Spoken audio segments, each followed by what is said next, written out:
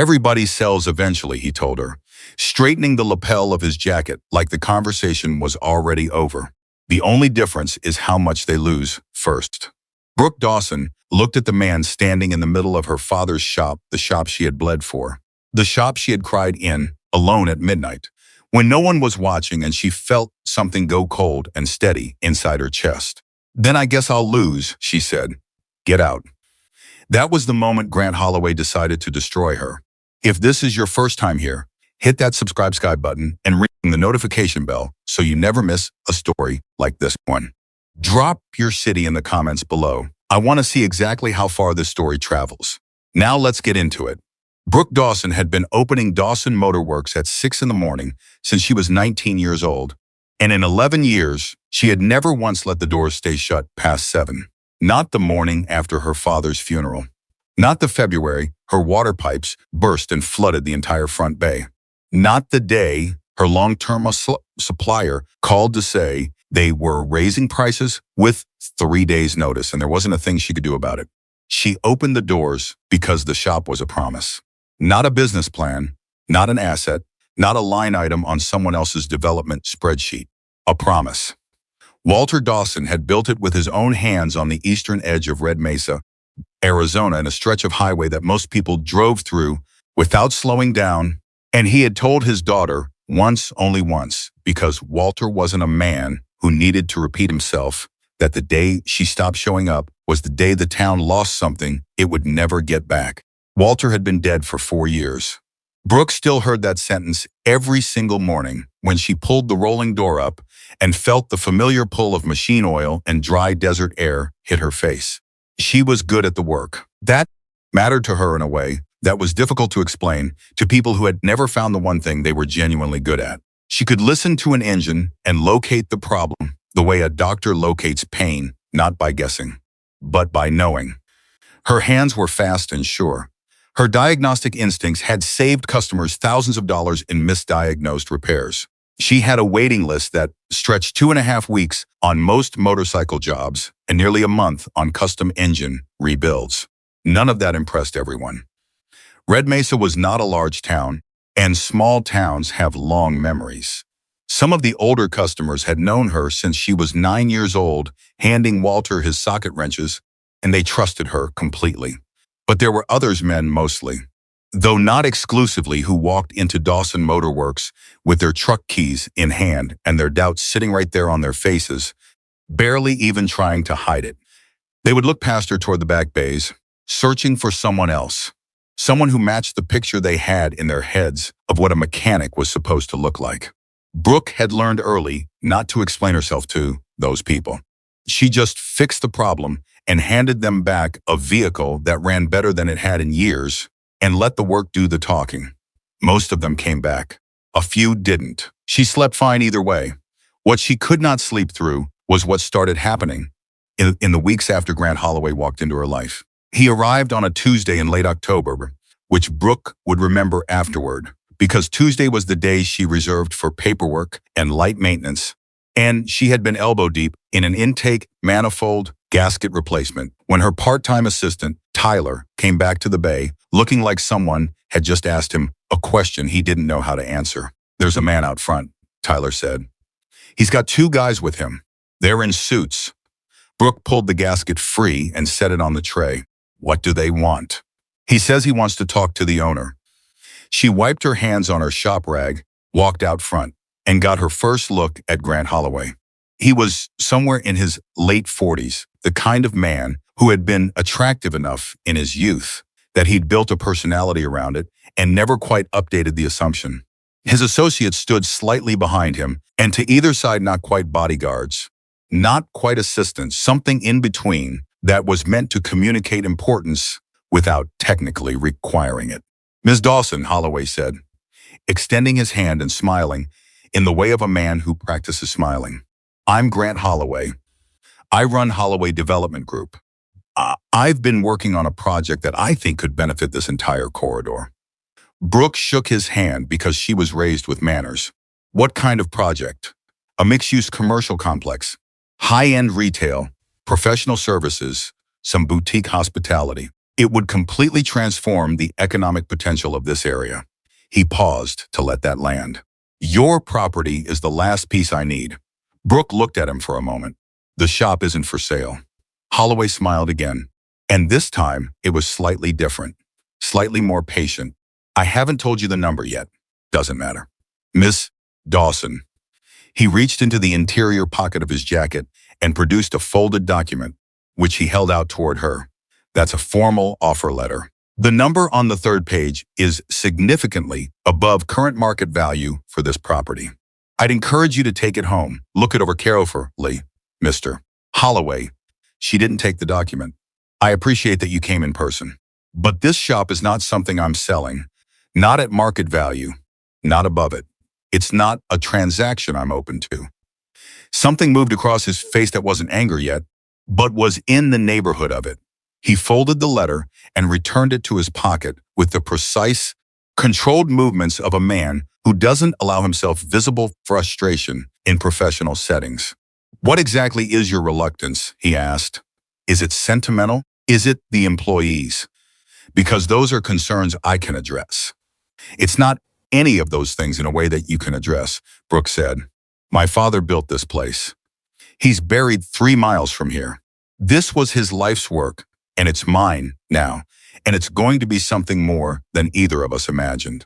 I'm not selling it to build a boutique hotel corridor. Holloway studied her for a long moment. Then he said quietly, and without any drama whatsoever, everybody sells eventually. The only difference is how much they lose first. Then I guess I'll lose, Brooke said. Get out. He left without another word. His 2 associates followed him.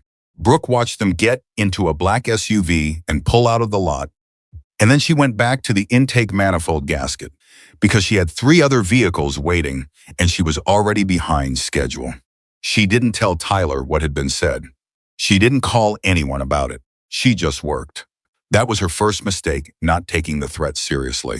Not because she was naive, but because she had spent her entire adult life proving herself in spaces that didn't want her there. And she had learned to treat intimidation as noise. You couldn't run a business and be paralyzed by every man who walked in thinking he owned the room. So she filed Holloway away as another entitled developer who would find his last parcel somewhere else, and she went on with her week. She went on with it right up until her supplier called on Friday. Hey, Brooke. It was Tom Castillo at Desert Parts Wholesale, who she'd been ordering from for 6 years. Look, I need to talk to you about your account. What about it? I've got an order placed for the Yamaha rebuild. Is there a shipping delay? A pause. Too long. It's not just the Yamaha order. I'm going to have to put your account on hold. Brooke set down the phone for a second, then picked it back up. Tom, what does that mean? On hold? I'm current. I paid the last invoice 2 weeks ago. I know you did. I know. This is coming from above me, okay? Someone from management reached out and said there are concerns about extending credit to your account. Something about a financial review. I tried to push back, but what financial review? Tom, I've been a customer for 6 years. I've never been late. I've never bounced a payment. I hear you, Brooke. I really do, but I can't override this. I'm sorry. She hung up the phone and stood in her office for a moment. Then she called Desert Parts' regional manager, who didn't answer. She called their corporate line, where she was transferred twice and then placed on hold for 11 minutes before being told that no specific information about account reviews could be shared by phone, and she would receive written communication within 14 business days. 14 business days, which meant 2 to 3 weeks of no parts, which meant every job on her schedule was about to blow past its deadline, which meant customer relationships she had spent years building were about to take a serious hit she couldn't even explain to them. She almost called her friend Lisa, who worked in banking and might know something. She almost called the Better Business Bureau. She almost started drafting an email to Desert Parts' corporate office that she definitely would have regretted. Instead, she made a cup of coffee, sat down at her father's old desk, and thought about what she actually knew. She knew the timing. She knew that Holloway had been there on Tuesday, and it was now Friday. She knew that everybody sells eventually was not a casual observation, it was a roadmap. He had told her exactly what he planned to do. He just hadn't been specific about which lever he was going to pull first. She picked up her phone and called a different supplier, one in Tucson she'd worked with occasionally when Desert Parts was backordered. They had what she needed for the Yamaha rebuild. It cost more and would take a day longer, but she could make it work. She called the customer, explained there was a parts delay, apologized genuinely, offered a small discount on the labor rate as a gesture of good faith. The customer thanked her and said he wasn't in a rush. That was Monday. By Wednesday, the inspector showed up. Two of them, from the State Automotive Licensing Board, with clipboards and the specific kind of polite efficiency that told her this was not a random audit. She had been inspected twice in 11 years, once when she first opened under her own license after Walter died, and once as part of a standard cycle review 3 years ago. Both times she had passed without any flags. This inspection was different. The two men spent 4 hours going over everything. Her ventilation systems, her fluid disposal records, her safety equipment certifications, her customer documentation files. They asked detailed questions about storage protocols and chemical handling logs. Is there something specific that triggered this review? Brooke asked, standing in the middle of her own shop, watching strangers go through her filing cabinets. The lead inspector glanced at her. We received a complaint. What kind of complaint? I'm not authorized to discuss the specifics of the complaint during an active review. She called her attorney that night, a woman named Grace Okafor, who had helped Brooke set up the business structure after Walter died. Grace listened to the whole sequence of events and then said, very carefully, Brooke, this is not coincidence. I know it's not coincidence. Do you want to document it formally? Because what you're describing, if we can prove a pattern, I want to know how he's doing it, Brooke said. He didn't just flip a switch. Someone at that parts distributor is cooperating with him. Someone at the licensing board is cooperating with him. This isn't just money, this is relationships. He spent time building this, which means other businesses have probably seen the same thing. That thought sat in Brooke's chest like something cold. Yeah, she said. That's what I'm starting to think.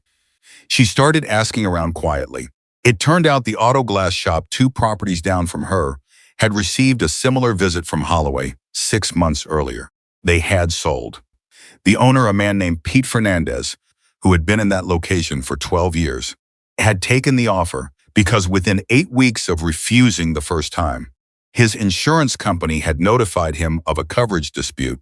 His 2 longest-term employees had been approached by a competing shop offering them significantly better pay, and he had received 3 separate anonymous complaints to the city about parking violations in his lot. I didn't even fight it, Pete told her over the phone. And Brooke could hear the specific exhaustion of a man who had replayed a decision too many times. I just got tired. They make you so tired you stop caring what it costs. That was the strategy. Brooke realized, not dramatic destruction, exhaustion. Slow, steady, invisible erosion of everything you needed to keep going, until the fight just seemed like too much, until the money on the table seemed more rational than the effort of continuing to bleed. She understood it, and understanding it made her angrier than she'd been in a long time. She called Grace Okafor back and said, document everything. The inspection team returned 4 days later with a secondary review, which her attorney said was unusual. The ventilation system in Bay 2 was flagged with a notation of airflow compliance, a notation that Brooke, who had passed 2 prior inspections with the exact same system, had never heard raised as a concern. The inspector told her she had 30 days to bring the system into compliance or face a potential partial closure order on that bay. She looked up the specific standard they cited. It had been updated 18 months ago. The update was real. The system technically did need a minor modification to meet the new benchmark. It wasn't a manufactured violation. But the fact that this was the inspection that found it, right now, after Holloway had walked through her door, that wasn't coincidence. That was someone with access using real regulations as a weapon. She called the contractor, who had originally installed the system, got a quote, scheduled the modification. It would cost about $2,000 and take a week. Not catastrophic, but not nothing. And she knew it wasn't the end. This was just the ventilation system. There would be something else next. She was right. The something else came in a different form than she expected. Her phone started ringing with calls from customers saying they'd received messages, some by text, some by email, from addresses that looked almost like her shop's domain, but weren't quite right, saying that Dawson Motor Works was under investigation for safety violations and was advising customers to seek alternate service providers during the review period. Some customers called her to ask if it was real. Others simply didn't call. Their jobs just disappeared from the schedule without explanation. And when she tried to reach them, she got voicemails that weren't returned. Tyler came to her one afternoon and said, "I got a call this morning from a shop in Flagstaff. They offered me a job." Brooke looked at him. Tyler had been with her for 3 years. He was 24, reliable, and genuinely good with electrical systems. "What kind of job?" she asked. "Senior technician." The pay was a lot more than I make here." He paused. "I didn't say yes, but I thought you should know. Thank you for telling me," she said. "Are you going to take it?" He thought about it for a moment. "I don't know yet." She nodded. She didn't try to talk him out of it. She wouldn't do that. She wouldn't use someone's loyalty as a leash when someone else was dangling a real opportunity in front of them. But she recognized the play. Holloway wasn't just coming after the business. He was coming after the people who made it run. She started keeping a log. Every call, every complaint, every customer who vanished from the schedule, every supplier issue, every inspection detail, every job offer Tyler received, and every pressure point she could identify. She wrote down dates and times and the names of every person she spoke to, every claim she could verify, and every pattern she could see forming. Grace Okafor reviewed the log and told her she had something solid. Not enough for an immediate legal action, not yet, but a documented pattern that would matter if this ever reached a courtroom. "He's going to escalate," Grace said. "I know," Brooke said. "You understand that this could get worse before you have enough to fight back effectively?" "I understand." "And you're still not selling?" Brooke looked at her father's photograph on the office wall. Walter Dawson, maybe 50, maybe 52, standing in front of the shop the day it opened. He was looking at the camera with an expression that wasn't quite a smile, more like a man who had just finished something hard and was allowing himself one quiet moment before starting on the next thing. "No," she said. "I'm not selling." She went home that night and made herself dinner and sat at her kitchen table with the log open in front of her, adding the day's entries with precise handwriting. And somewhere in the middle of writing down the customer cancellations and the supplier freeze and the inspection report, she stopped and put the pen down and pressed her hands flat against the table and breathed through something that wanted to come up and didn't quite make it all the way. She didn't cry. She had learned a long time ago that crying didn't fix the problem and left you tired. But she sat with it for a minute. The fullness of it, the unfairness of it. The way Holloway had walked into her father's shop like a man who had already decided the outcome, like the question wasn't whether, but only when. Then she picked the pen back up and finished the log. And she drove to the shop at 5:45 the next morning and opened the doors at 6, exactly like always, because closing them was the one thing she absolutely was not going to do. That was the week before, the night they came with masks and crowbars and spray paint, and everything got much worse before it had any chance of getting better. Brooke was deep into a motorcycle teardown when she heard the side door open, not the main rolling door, which was locked, but the narrow exterior door on the north wall that the delivery drivers used. She had left it propped while she moved some inventory, and she had not heard anyone knock. She heard footsteps, then a crash from the front of the shop. She came around the partition between the work bay and the front area and stopped when she saw them. 5 of them. Masks covering their faces, the kind people bought at hardware stores. One had a crowbar. One was pushing over the standing tool cabinet against the far wall, and the sound of all those wrenches and sockets hitting the concrete floor was enormous, almost like an explosion. "Stop," Brooke said. None of them stopped. The one nearest her turned and looked at her through his mask, and she could see from the set of his shoulders that he was not afraid of her at all, which told her something important about how this had been planned. They had expected her to be here. This was not a burglary gone wrong. This was a message, specifically designed to be delivered with her watching. "You should leave," he said. His voice was deliberately flat. She grabbed her phone from her pocket and started filming. One of them took 2 steps toward her, and she backed up fast toward the exterior door she had come from, keeping them in frame. She hit the door with her shoulder and stumbled out into the parking lot and kept backing up until she was in the open lot, still filming, still keeping her distance. They were inside for 9 minutes. She could hear things breaking the whole time. When they left out the main door, they had unlocked it from inside to use as an exit. One of them paused in the doorway and looked back at her in the parking lot. He lifted one hand toward the spray-painted wall behind him, gesturing at it like he was presenting something. She held the camera steady on him until he was gone. Then she called 911. Then she called Grace Okafor. Then she stood alone in the parking lot with her phone still in her hand and looked at the side of the building she had opened every morning for 11 years, and she breathed through it until her hands stopped shaking. The spray paint across her office wall said, "Last chance." She walked back inside, found the spray cans they had left behind without thinking about fingerprints, photographed them in place before touching anything, and then sat down on the floor in the middle of the wreckage of her work bay and waited for the police. Somewhere around 2 in the morning, after the officers had taken her statement and collected their evidence and finally left, she called Grace one more time. "They made a mistake," Brooke said. "The spray cans?" "The spray cans. And the fact that they did it while I was here. They wanted me to see it, which means they wanted to scare me, not just damage the property. And wanting to scare me means they don't think I'm actually scared yet." "Brooke, they're going to come back," she said.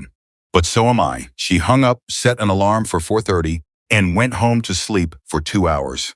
She was back at the shop before the sun came up. She was on her knees at 4:50 in the morning, scrubbing spray paint off the office wall when Tyler showed up. He hadn't called ahead. He just appeared in the doorway with a bucket and a second scrub brush, and for a moment, neither of them said anything. Then he set the bucket down next to hers and got on his knees beside her and started scrubbing. "You don't have to do this," Brooke said. "I know," he said. They worked in silence for 20 minutes. The paint didn't come all the way off. It was the kind of industrial spray that soaked into the drywall, but it faded enough that you had to stand close to read what it had said. She decided that was good enough for now. Customers didn't need to see it. Customers needed to see the shop open and functioning, and not a single thing out of place that she could help. The diagnostic machine in Bay 1 was destroyed. That was the biggest loss, practically speaking, a piece of equipment she had saved for 3 years to buy, and that she used on nearly every job that came through. The screen was shattered, and the internal housing had been caved in with what the police had confirmed was consistent with a crowbar strike. Repair wasn't an option. Replacement was going to cost somewhere between $8,000 and $12,000, money she did not currently have sitting in reserve, because she had just spent a significant chunk of her cushion on the ventilation system modification and on the secondary supplier premium. She stood in front of the destroyed machine for a long time after Tyler went back to cleaning. She did not pick up the phone to call her bank. She did not start calculating. She just stood there and let herself look at it fully, because she had learned from her father that you had to look at the real size of a problem before you could figure out how to move around it. The tool cabinet was salvageable. The wrenches and sockets that had been scattered across the floor, she sorted and inventoried everything that wasn't bent or cracked, went back into the cabinet. 2 of the customer vehicles that had been in the shop had sustained damage, a pickup with a cracked windshield from something that had been thrown, and a sport bike with a deep scratch along the tank and a broken mirror. She photographed both, pulled the contact information, called the owners at 7 in the morning with a direct and honest account of what had happened, told them their repairs would be covered completely at no charge, and that she would prioritize both vehicles the moment she had the shop functional. The pickup owner, a retired school teacher named Mrs. Garner, who had been bringing vehicles to Dawson Motor Works since Walter's time, said Brooke. "Are you all right?" "I'm fine, Mrs. Garner." "That's not what I asked." "Are you all right?" Brooke pressed the phone against her ear and looked out through the open bay door at the morning. "Not entirely," she said.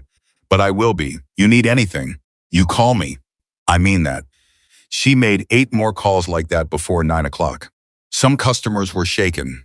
One asked whether he should take his vehicle somewhere else while things settled, and she told him honestly that she understood if he needed to, and she would have his car ready in 3 days, regardless of what was happening around the edges. He said he'd leave it where it was. Another customer, a contractor who brought 3 fleet trucks to her regularly, said, "Tell me what you need, and I'll have it here by noon." "I need a diagnostic machine," she said, almost as a joke. He didn't laugh. "What model?" she told him. He called back 40 minutes later and said he had a friend in Phoenix who ran an auto repair school and had an older model unit in storage that he wasn't using. It wasn't the same as what she'd lost, but it would run engine diagnostics on most domestic vehicles. He was driving it out himself. She stood holding the phone after that call ended and felt something she didn't have an immediate word for. Not relief exactly. Something quieter than that. The specific warmth of realizing that the web of relationships you have spent years building is stronger than the force trying to pull you out of it. The diagnostic machine arrived at 11:15. By noon, Bay 1 was running. That afternoon, Detective Elena Ruiz came by. She was in her late 30s, practical and unhurried, in the way of someone who had learned that urgency was often just anxiety wearing a professional costume. She sat across from Brooke in the patched-up office and went through the case notes from the previous night's report with a thoroughness that Brooke respected. "I want to be straight with you," Ruiz said. "The spray cans are a long shot. Pre-purchased with cash, no prints, common brand. The footage from your phone is useful, but the masks mean we can't identify anyone from the images alone." "I know," Brooke said, "but it's documented." "It is. And I want to tell you something else." Ruiz put the folder down and looked at her directly. "I've been doing some background on Holloway. He's not new to this. I've got 2 other cases in Maricopa County where businesses were sold under what I'd call suspicious circumstances. Suppliers cutting off accounts, licensing complaints, targeted vandalism right before a sale went through. Nothing I can pin to him directly. Everything laundered through intermediaries. How many businesses? That I can confirm. 6. In the last 4 years. The number landed the way Brooke had expected it to, heavy, but not surprising. And none of them testified? None of them had enough to testify. Or they were too afraid. Or they'd already sold and just wanted it over. Ruiz paused. "You're the first one who documented everything from the beginning. That changes what's available to us."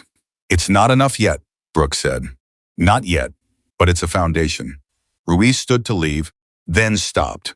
"Get some sleep tonight if you can. I mean it. You look like you've been running on nothing for a week." 5 days, Brooke said. Ruiz almost smiled. Same difference after she left. Brooke sat alone in the office and finished the log entries for the day. 11 items. She dated them, noted the time, and closed the notebook. Then she went out to Beethoven and finished the Yamaha rebuild that had been sitting half done since the night of the attack, working by feel and habit, and the specific concentration that the work always brought her, until it was close to 9 in the evening, and the engine turned over clean, and even in exactly the way it should. She sat on the stool next to the bike and listened to it idle.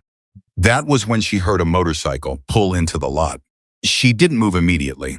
After the week she'd had, the sound of an unannounced vehicle arriving after dark made every muscle in her body go alert and still.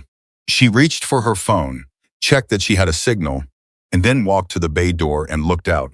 It was a Harley-Davidson, old, not restored, but maintained with a kind of care that meant someone who knew what they were doing had been working on it for years.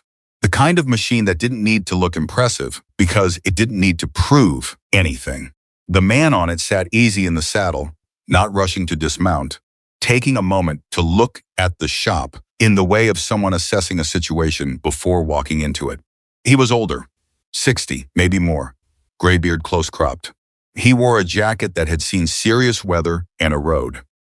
When he finally got off the bike, he moved without hurry, not stiff the way some older riders were, but deliberate. He looked around the lot once, and then he looked at Brooke standing in the bay door. "Shop still open?" he asked. "Depends on what you need," she said. "Got a noise I can't place. High end. Only shows up above 45. He tilted his head toward the Harley. "Was going to leave it until tomorrow, but I saw your lights on." Brooke looked at the bike for a moment. Then she stepped back from the door and waved him in. His name, he told her when she asked for it to write up a basic intake card, was Wade Callahan. "You from around here?" she asked, crouching next to the rear wheel and listening while he ran the engine. "Not exactly. Just passing through." "This bike's been maintained well," she said. "Whoever's been working on it knows what they're doing." "I do my own work mostly," he said, "when I can." She found the noise. It was a minor bearing issue in the primary chain tensioner, nothing catastrophic, but the kind of thing that developed into a serious problem if you ignored it long enough. She told him what it was, told him what it would cost, and told him she could have it done by the following morning. "You sure?" he said. "It's late. The bearing's either going to get replaced or it's not. Time of day doesn't change that." He sat on a stool near the bay door and didn't say much while she worked. He wasn't the kind of man who filled silence with conversation, which she appreciated after a week of having every conversation be about the attack, or the insurance, or the timeline, or the strategy. He asked one question about a tool she was using, a specific ratchet she favored for that type of access, and when she explained why she liked it, he nodded like someone who had heard a good argument and accepted it without ceremony. She finished the repair in 40 minutes.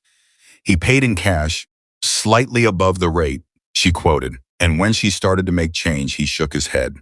"Keep it," he said. "I don't run that kind of shop," she said, and handed him the difference. He pocketed the bills without comment. Then he looked around the shop, slowly, deliberately, the way he'd looked at everything since he arrived, and she watched his eyes take in the cafe wall where the spray paint had been, the gap where the diagnostic machine had been before the loaner arrived, the cracked trim on the office door where a crowbar had connected with the frame. He didn't say anything about any of it. "Good repair," he said finally. "You do good work." "Thanks," she said. He rode out. Brooke watched the Harley until she couldn't hear it anymore, then pulled the bay door down and went home. He was back the next morning at 8:15. "The noise is gone," he said. "But there's something in the clutch. Thought I'd imagined it yesterday." She looked at him for a moment. In 11 years of running this shop, she had a solid instinct for customers who were using a repair as an excuse for something else. She had learned to read the difference between someone who needed a clutch adjustment and someone who needed to not be wherever they'd been. "Come on in," she said. The clutch was fine. Not perfect, there was a minor play adjustment worth making, but not the kind of thing that would send an experienced rider back the next morning. She made the adjustment anyway, charged him the minimum. And while she worked, he sat on the same stool as before and drank a cup of coffee from the pot she kept on the workbench.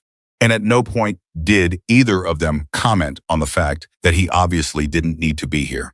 The third day, he arrived with a man she had never seen before, older than Wade by a few years. With the specific physicality of a former tradesman, someone who had spent decades working with his hands and whose body still carried that even in retirement. "This is Ray," Wade said. "He's got a theory about your ventilation system." Brooks stared at him. "My what?" "You've got a compliance issue." Bay 2. Wade said it the way he said most things, like a statement of fact that he had no emotional investment in. "Ray used to do industrial HVAC. He thinks there's a way to fix it for less than you were quoted." "Who told you about my ventilation issue?" she said. Wade looked at her steadily. "Small town," he said. "Ray spent 2 hours examining the system and then told Brooke he could fix it for $800 in parts and half a day of labor, using a modification approach that met the updated standard without requiring the full replacement she had been quoted." He pulled up the relevant code citation on his phone and walked her through it until she was satisfied he was right. "Why are you doing this?" she asked. Ray glanced at Wade. Wade said nothing, Ray said. "Wade asked me to come take a look. I came and took a look. That's all." The repair happened the following day. It was correct. It was compliant, and it cost her less than a quarter of what she had originally been facing. The contractor who came to verify it, a man from the county whose sign-off she needed, examined Ray's work and approved it without any additional requirements. She stood in Bay 2 after he left and thought about what it meant that a man she had met 4 days ago, who gave every impression of being a passing stranger, had arrived with a solution to a problem she had not discussed with him. A specific problem, an obscure problem. A problem that required knowing not just that she had a compliance issue, but which bay it was in, which system, and what the regulatory standards said. She went out front where Wade was sitting with his second cup of coffee and looked at him. "Who are you?" she said. He met her eyes. "Someone who knows what good work looks like." "That's not an answer." "No," he agreed. "It's not." She held his gaze for a long moment.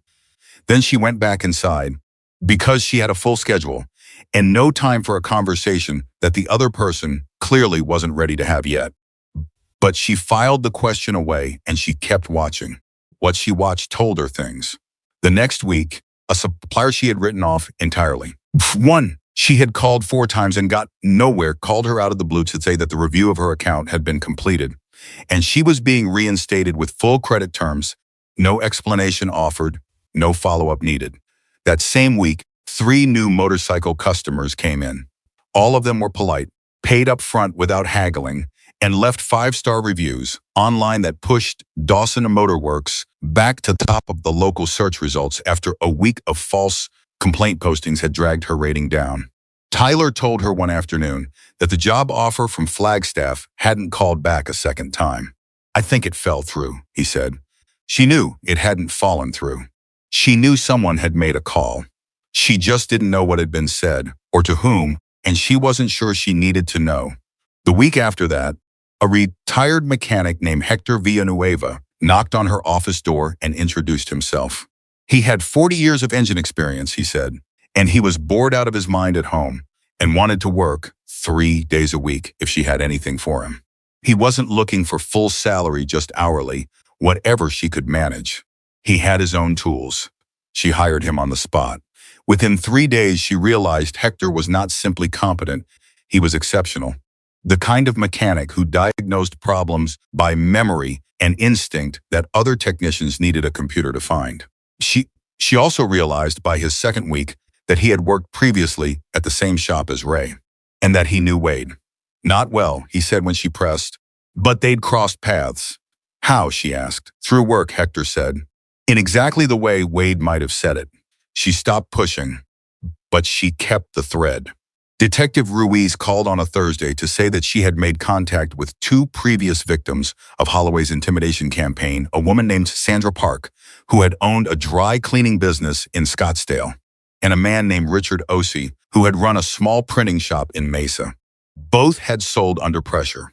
Both were willing to speak informally about their experiences, though neither had yet agreed to make a formal statement. It's movement, Ruiz said. It's slow, but it's movement. It's not enough, Brooke said. Not yet, Ruiz said. But here's something that might interest you.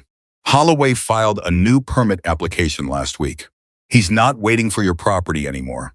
He's trying to push the project through with a modified boundary that excludes your lot. Brooke felt her pulse change. What does that mean? It means one of 2 things. Either he's giving up on your property and accepting a smaller project footprint, or he's creating the paper trail to show he proceeded without you, so that when he comes after you harder, no one can point to the permit as a motive. Which one do you think it is? Ruiz paused. I think you should install cameras. Already ordered them, Brooke said. They were installed over that weekend, 4 exterior units covering every angle of approach to the building, linked to cloud storage that backed up automatically every 12 hours.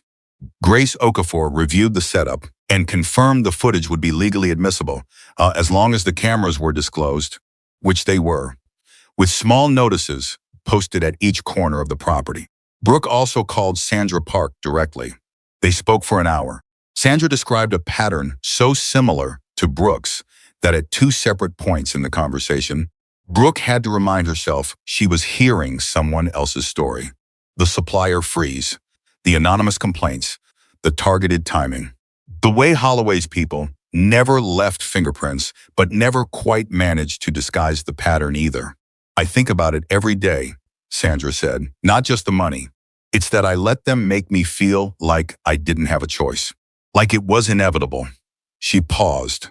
You don't sound like someone who's letting them make you feel that way. I'm trying not to, Brooke said. Keep trying. It's harder than it sounds. The call ended, and Brooke sat in the quiet office for a moment.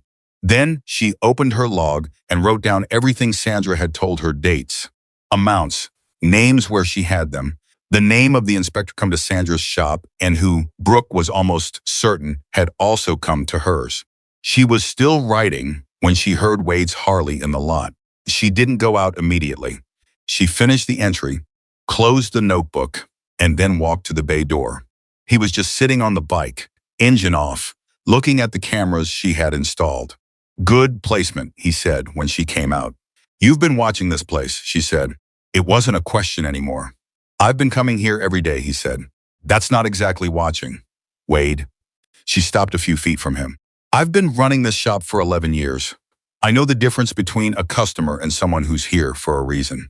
You're here for a reason. I'd like to know what it is. He looked at her for a long moment. Then he looked at the shop, at the sign, at the bay doors, at the faded ghost of spray paint still barely visible on the office wall if you knew where to look. I knew your father, he said.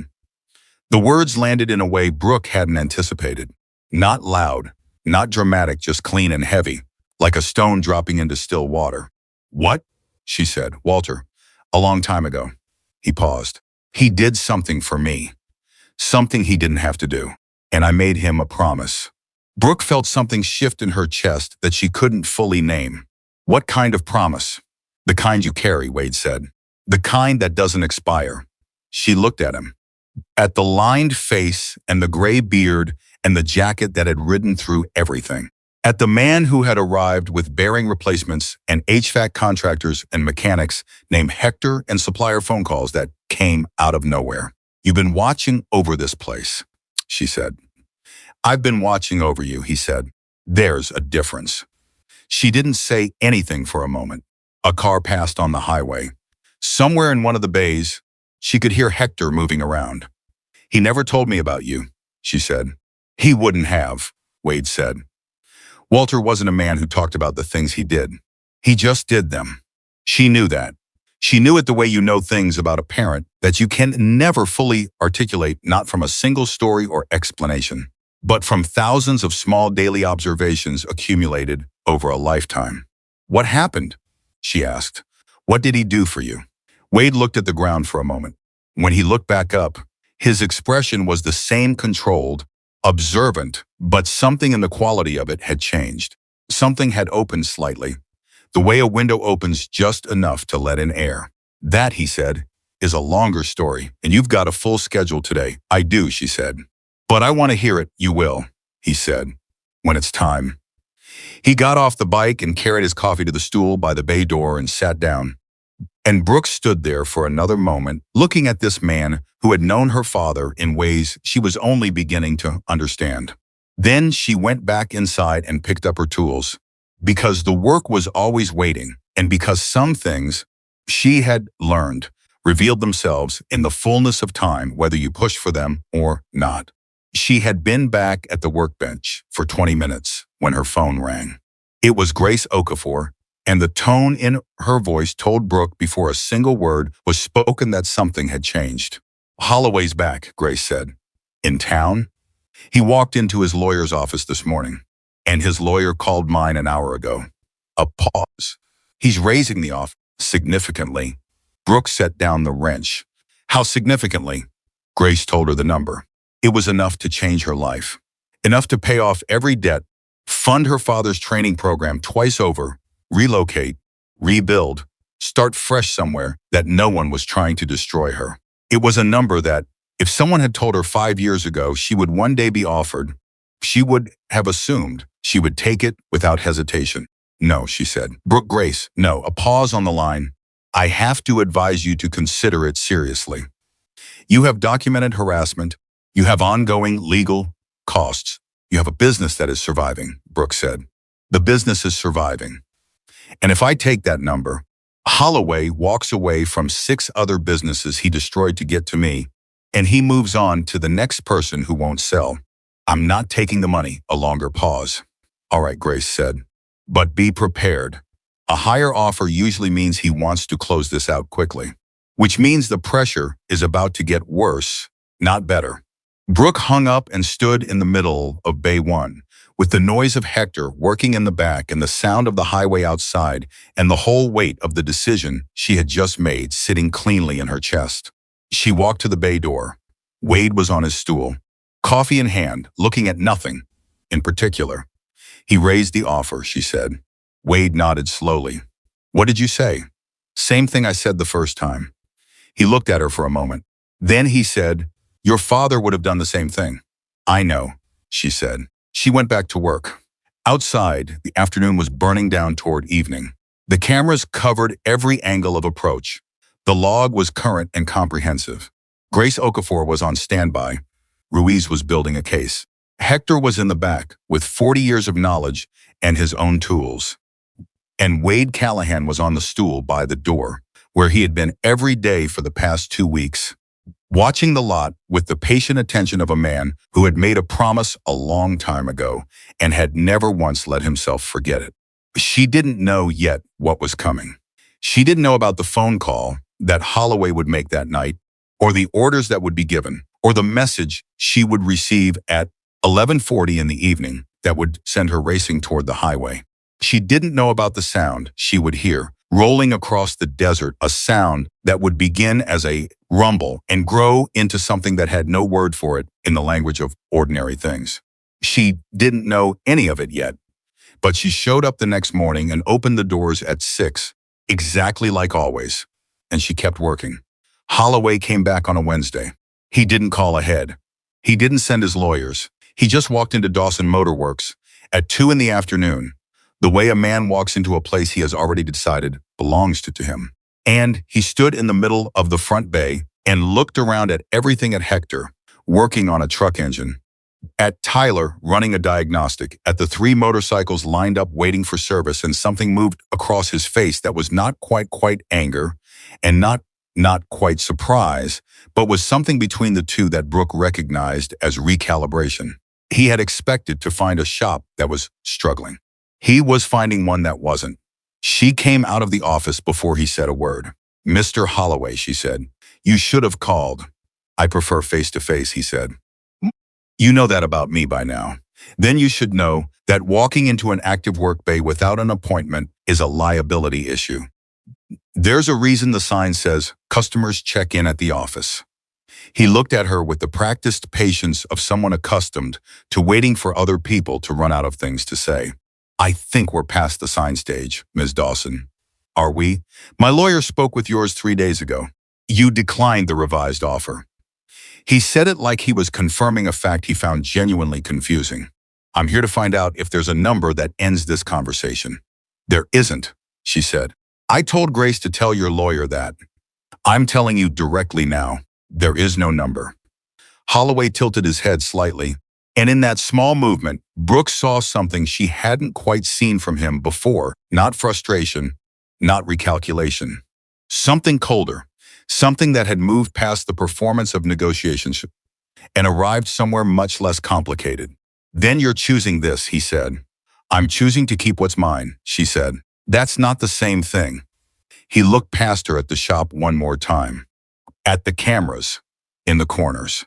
At Hector, who had stopped working and was watching him from under the truck with the specific stillness of a man waiting to see whether he needs to stand up.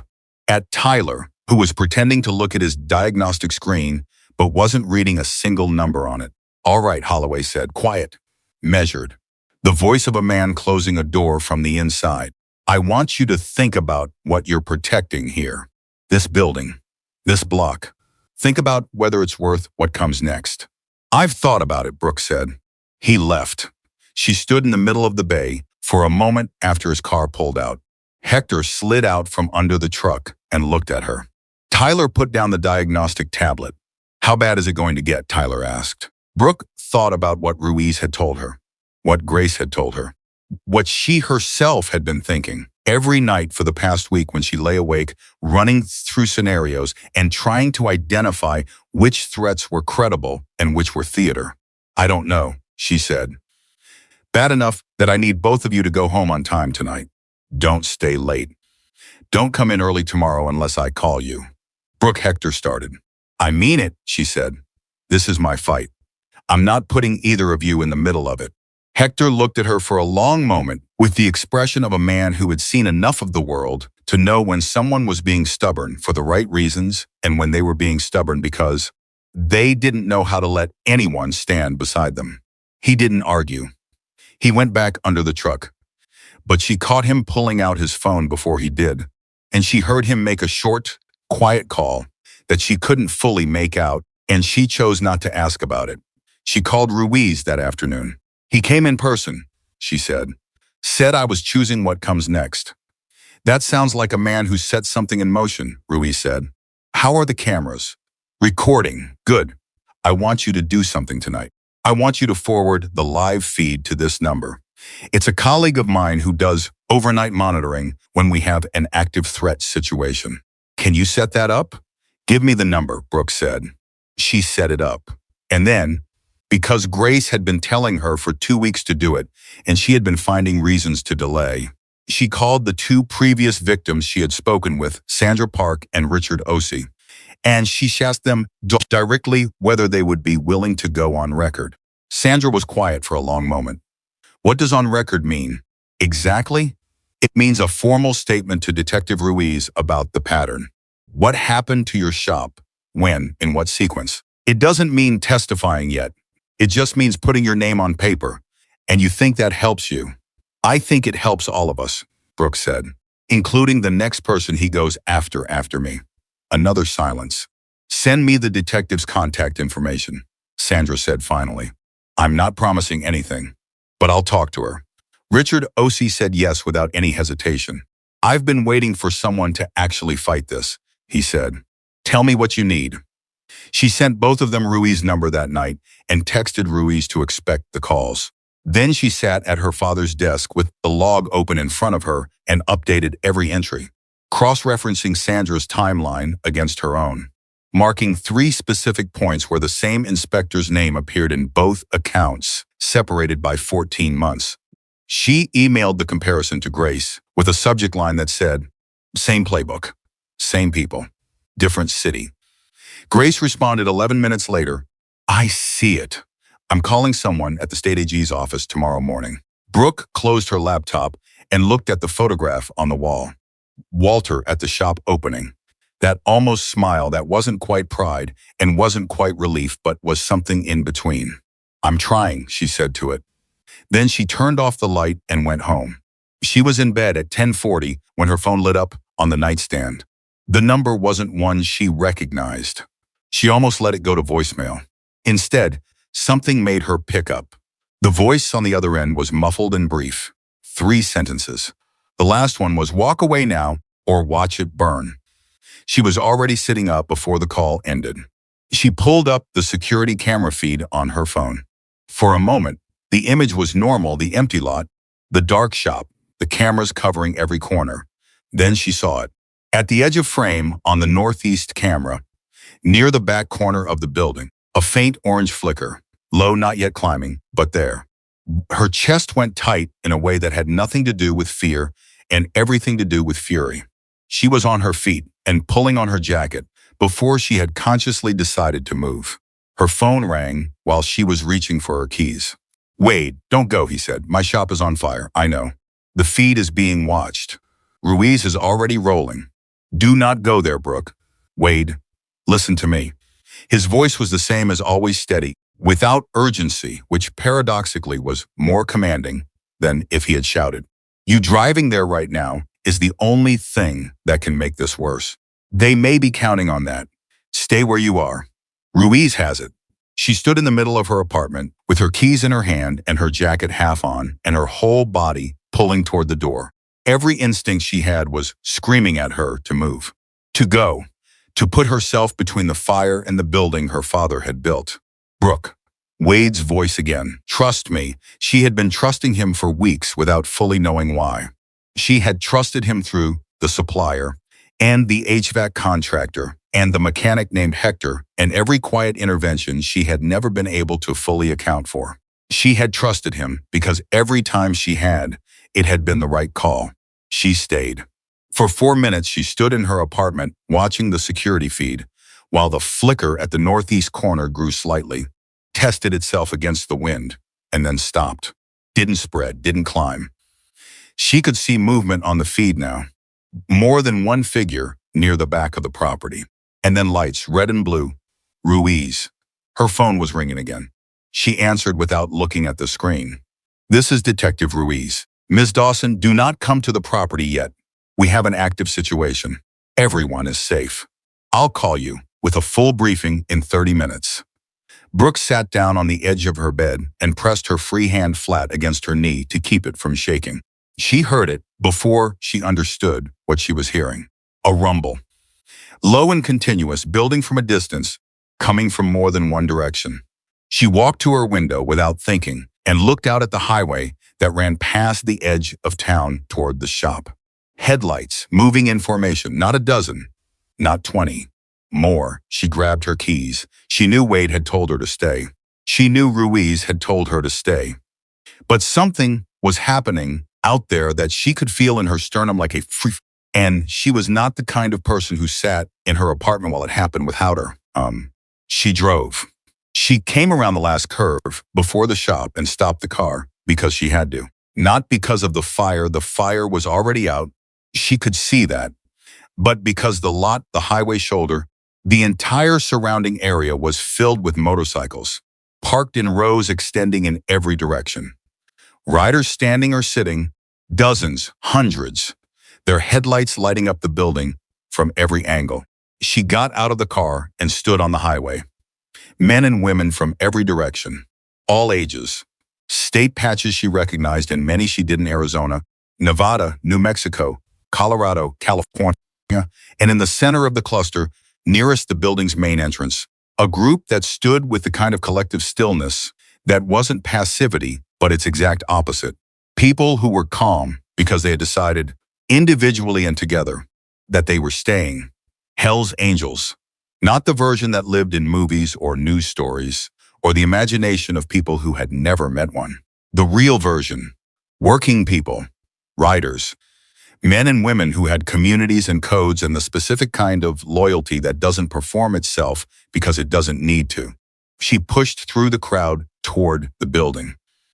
People moved for her, not dramatically, just making room, and she heard her name pass through the group in a murmur as she moved. Like a signal traveling down a wire, Ruiz met her at the entrance. 3 of Holloway's men, Ruiz said, before Brooke could speak. We caught them with fuel cans, ignition devices, and a written instruction sheet, an actual printed document that references the property by address and describes the access point in sequence. One of them is talking already. Is anyone hurt? No one. The fire barely started. Your cameras caught them from the moment they entered the lot. Ruiz paused. And they didn't expect company. Brooke looked out at the crowd. How did they know? Ask him, Ruiz said. Wade was standing near the main bay door. He wasn't at the center of anything. He wasn't directing anyone. He was just standing there with his coffee. Where he had gotten coffee at this hour was a question Brooke didn't bother asking, watching the scene with the same observant quiet he brought to every moment. She walked up to him. For a moment she didn't say anything. She just stood beside him and looked at what was in front of her. The motorcycles, the riders, the lights, the absolute, overwhelming, wordless message of several hundred people who had come out in the middle of the night to stand around a woman's auto shop and refuse to let it burn. How did you do this? She asked. I made some calls, he said. Wade, she turned to face him. Who are you? Who are you really? He looked at her. And for the first time since he had ridden into her lot on that first evening, with the bearing noise that was technically real, but operationally irrelevant. He looked like a man who had arrived at the place in a conversation he had been slowly walking toward for weeks. "My name is Wade Callahan," he said. "Most people call me Iron. I served as National Road Captain for 11 years. I unified 3 chapters after the Flagstaff Highway disaster in 1998 when 14 people died, and the organization was close to fracturing completely. I've been retired from the road captain role for 8 years." He paused. "I've been in this area because your father asked me to be, a long time before he died. Not specifically here, not specifically now. But he made me promise that if you ever needed someone to stand behind you, there would be someone there." Brooke stood very still. "He asked you to watch over me. He asked me to make sure you were never alone if things got hard. He knew things could get hard." Wade looked at the shop. He was a man who understood that being good at what you do isn't enough. That sometimes you need people willing to stand beside you. Why would he ask that of you? Why you specifically? Wade was quiet for a moment. Around them, the crowd moved and murmured, riders talking quietly among themselves. The specific low register of a large group of people who were settled in and not going anywhere. 28 years ago, Wade said, "I had an accident on a highway about 40 miles east of here. Bad one. My bike was destroyed and I was in rough shape and I had nothing, no wallet. Phone was smashed. No one knew where I was." He paused. "Your father found me. He was driving back from a parts run and he stopped. He could have called an ambulance and kept going. Instead, he put me in his truck, brought me to the shop, let me sleep in the office while he fixed my bike from parts he had on hand, and wouldn't take $1 for any of it." A pause. "He fed me, gave me clean clothes, didn't ask a single question about who I was or where I'd been. Just helped." Brooke felt something move through her that was too big and too quiet to have a name. "He never told me," she said. "He wouldn't have. He didn't do things to be told about later. He just did them." Wade looked at her directly. "But I remembered, and when he was dying, I came to see him, and he made me promise." He said, "Brooke is going to keep that shop. And the world doesn't always make it easy for people who refuse to quit. Promise me she won't be alone." So I promised. Brooke pressed her lips together. She was not going to cry. She had made that deal with herself a long time ago, not because crying was wrong, but because if she started right now, in front of all these people, she wasn't sure she would stop for a while, and there was still too much left to do. "He saved your life," she said. "He saved my life," Wade confirmed. "Tonight we protected what he left behind. That's how it works." She turned and looked at the crowd again. Hundreds of people who had ridden through the desert night because Wade Callahan had made a call. Maybe multiple calls. Maybe calls that had been passed along person to person through networks that stretched across state lines. People who knew his name and what it meant and answered when it rang. "None of them know who I am," she said. "Some of them do now," Wade said. "But that's not why they came. They came because Iron Callahan said a woman running her father's shop was being threatened by someone who thought he could burn things down without consequences. That's all the reason most people here needed." One of the state officers came over and asked Brooke to come inside and review the camera footage for the official record. She went. The footage was clear and comprehensive every second of the approach, the entry, the attempted ignition, and the subsequent arrival of Ruiz's team. The instruction sheet recovered from one of the men listed the property address, the northeast corner access route, the timing, and a handwritten notation at the bottom that said authorization confirmed. The handwriting analysis would take time. The phrasing would matter to the prosecutors.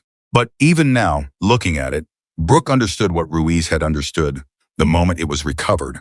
This wasn't 3 men making a bad decision. This was a chain of command. And the man at the top of that chain had made the mistake of leaving a piece of paper. "Is this enough?" Brooke asked. Ruiz looked at the evidence laid out in front of them. The cans, the devices, the document, the footage. "It's enough to arrest the 3 men tonight. Whether it's enough to get to Holloway depends on what they say and how fast they say it." She paused. People tend to talk faster when they realize The person who sent them isn't planning to stand by them. You think Holloway will cut them loose. I think Holloway has been cutting people loose his entire career, Ruiz said. It's the one thing he's genuinely good at. Outside, the crowd had not moved. An officer came in to report that the men who had been arrested were being transported, that the scene was secured, that there was no remaining safety risk to the property. Brooke heard all of it and nodded and thanked the officer by name. Then she walked back outside. She stood in front of her shop and looked at the people who had come. Some of them met her eyes. Most of them just stood there, which was its own kind of statement. There was no aggression in the crowd. No menace, no weapons, just bodies, filling space, saying without any words at all, "This is not a place you can burn down without witnesses." A woman near the front row, mid-50s, road-worn jacket, the specific posture of someone who had been doing this a long time, caught Brooke's eye and gave her a short nod. Brooke nodded back. She found Wade again near the bay door. "How long will they stay?" she asked. "Until you tell them it's all right to go," he said. She looked out at the crowd one more time. Then she said, quietly but loud enough to carry, "Thank you, all of you. The shop is safe. You can go home." Nobody moved for a moment. Then, gradually, the crowd began to shift. Engines started. Headlights swept across the building as bikes turned out of the lot. It took 20 minutes for the highway to clear, and even then she could hear them, the sound of engines rolling away into the desert in every direction, diminishing slowly, like a wave that had come all the way in and was now going back out to wherever it had come from. When the lot was finally quiet, Brooke walked the perimeter of the building alone. She checked every door, every window, every corner. The northeast wall, where the fire had started, was scorched on a 2-foot section near the base, not structural. Not through the wall, not even close to the damage that could have been done. The cameras were intact. The bays were intact. The shop was intact. She came back around to the front and sat down on the stool inside the open bay door. The same stool where Wade had been sitting with his coffee every day for the past 3 weeks. The shop was dark, except for the work lights she had left on, and the lot outside was empty, and the highway was quiet. Her phone rang. "Grace Okafor." "I just got off the phone with Ruiz," Grace said. "Brooke, one of the arrested men is already talking. He says Holloway's security chief gave the direct order. He says there are text messages." Brooke closed her eyes for a moment. "Text messages," she said. "On a phone that was recovered at the scene. The security chief texted the instructions and didn't wipe the thread." Grace's voice had the specific quality of a lawyer who has just seen a case change shape in real time. "Brooke, this is what we needed." She sat on the stool in the quiet shop and thought about Holloway and his pressed jacket and his practiced smile and the way he had stood in her father's bay and told her everybody sells eventually. She thought about Pete Fernandez, who had sold his glass shop and still thought about it every day. She thought about Sandra Park, who said they had made her feel like she had no choice. She thought about 6 businesses over 4 years and the specific, slow engineered exhaustion that was Holloway's actual product, not luxury commercial complexes, but surrender. Manufactured industrial scale surrender. "Call Ruiz back," Brooke said. "Tell her I want to meet first thing tomorrow. I'll set it up. And Grace calls Sandra and Richard tonight. Tell them what happened. Tell them it's time to decide whether they're in or out because things are moving now and they're not going to wait. I will. Are you okay?" Brooke looked around the shop. At her father's tools on the pegboard, at the photograph she kept in the office of Walter on opening day, at the log, sitting closed on the desk where she had left it, full of every date and name and detail she had documented over the past month with the specific patience of someone who believed that the truth, if you recorded it carefully enough, would eventually become impossible to dismiss. "Yeah," she said. "I'm okay." She hung up and sat alone in the shop for a few more minutes. She wasn't ready to go home yet. She wasn't entirely sure why. Maybe she just needed to sit in this place and feel it still standing. Feel the concrete under her feet and the familiar weight of the air and the smell of machine oil and desert and the specific quiet of a building that has been threatened and held. Her phone buzzed one more time. A text. No name the number was one she had seen before but didn't have saved. 2 words, good fight. She stared at it for a moment. Then she set the phone down, turned off the work lights, and locked the doors. She drove home through a dark highway that felt wider and quieter than it ever had, and when she got to her apartment, she sat at her kitchen table with a glass of water and the knowledge that everything was about to become something different, that the fight was not over, that Holloway had not been arrested yet, that the evidence was strong but not complete, that the hardest parts of this were still ahead. She knew all of that. But she also knew something else now, something she hadn't known with this specific certainty before tonight. She knew that there was a photograph somewhere, a man named Walter Dawson, standing beside a young Wade Callahan, and a repaired motorcycle that had existed for 28 years as a silent record of the kind of thing that compounds, kindness that multiplies, a promise that travels, a debt that pays itself forward across decades until it arrives on a dark night in the Arizona desert as the sound of hundreds of engines rolling in from every direction, filling the dark with light, refusing to let a woman stand alone. Her father had done one thing once without asking for anything in return. And that one thing had built to this. She thought about what she was building, the training program she had promised herself, the bay reserved for stranded travelers, the community she was becoming part of in ways she hadn't fully understood until tonight. She thought about the next person Holloway would go after if she sold, and the one after that. She finished the water, rinsed the glass, and went to bed. Tomorrow was going to be a long day. She looked forward to it. The morning after the fire that never fully started, Brooke was at the shop at 5:45. Not because she had slept well, she hadn't slept much at all, but because the shop needed to open and because standing still was something she had never been able to do when the world was moving fast around her. She made the coffee, unlocked the bays, pulled up the camera feed to confirm everything was recording clean, and then stood in the middle of Bay 1 with her hands wrapped around a mug and let herself feel, for exactly 1 minute, the specific relief of a building still standing. Then she put the mug down and got to work. Hector arrived at 6:30. He didn't ask her how she was. He walked in, looked around once, put on his coveralls, and went straight to the truck that had been waiting since yesterday. Tyler came in at 7, saw the scorched section near the northeast corner that was visible through the open side door, stopped, looked at it for a long moment, and then looked at Brooke. "I'm staying late tonight," he said. "And don't tell me you don't need me to." She didn't tell him that. Ruiz arrived at 8 with a folder and 2 cups of coffee from the diner. Across town, a gesture that Brooke found unexpectedly touching, the way small, thoughtful things become significant when everything around them is large and difficult. They sat in the office and Ruiz laid it out. The 3 men arrested the previous night were all employees of a private security firm called Consolidated Asset Protection, a company registered in Nevada with a minimal public footprint and a client list that, as of 6 months ago, included Holloway Development Group.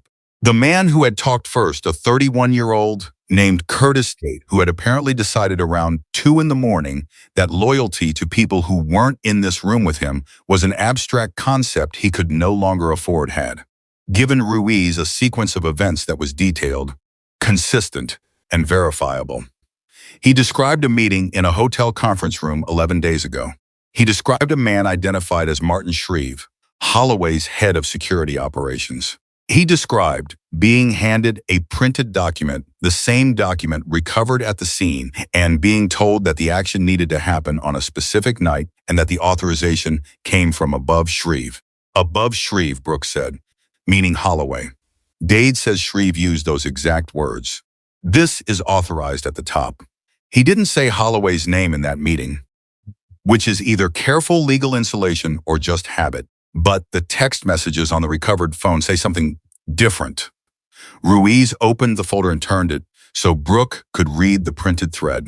The messages were between a number registered to a prepaid phone and Shreve's personal cell. The prepaid number gave instructions in clipped businesslike language. The relevant message, sent days before the attempted arson.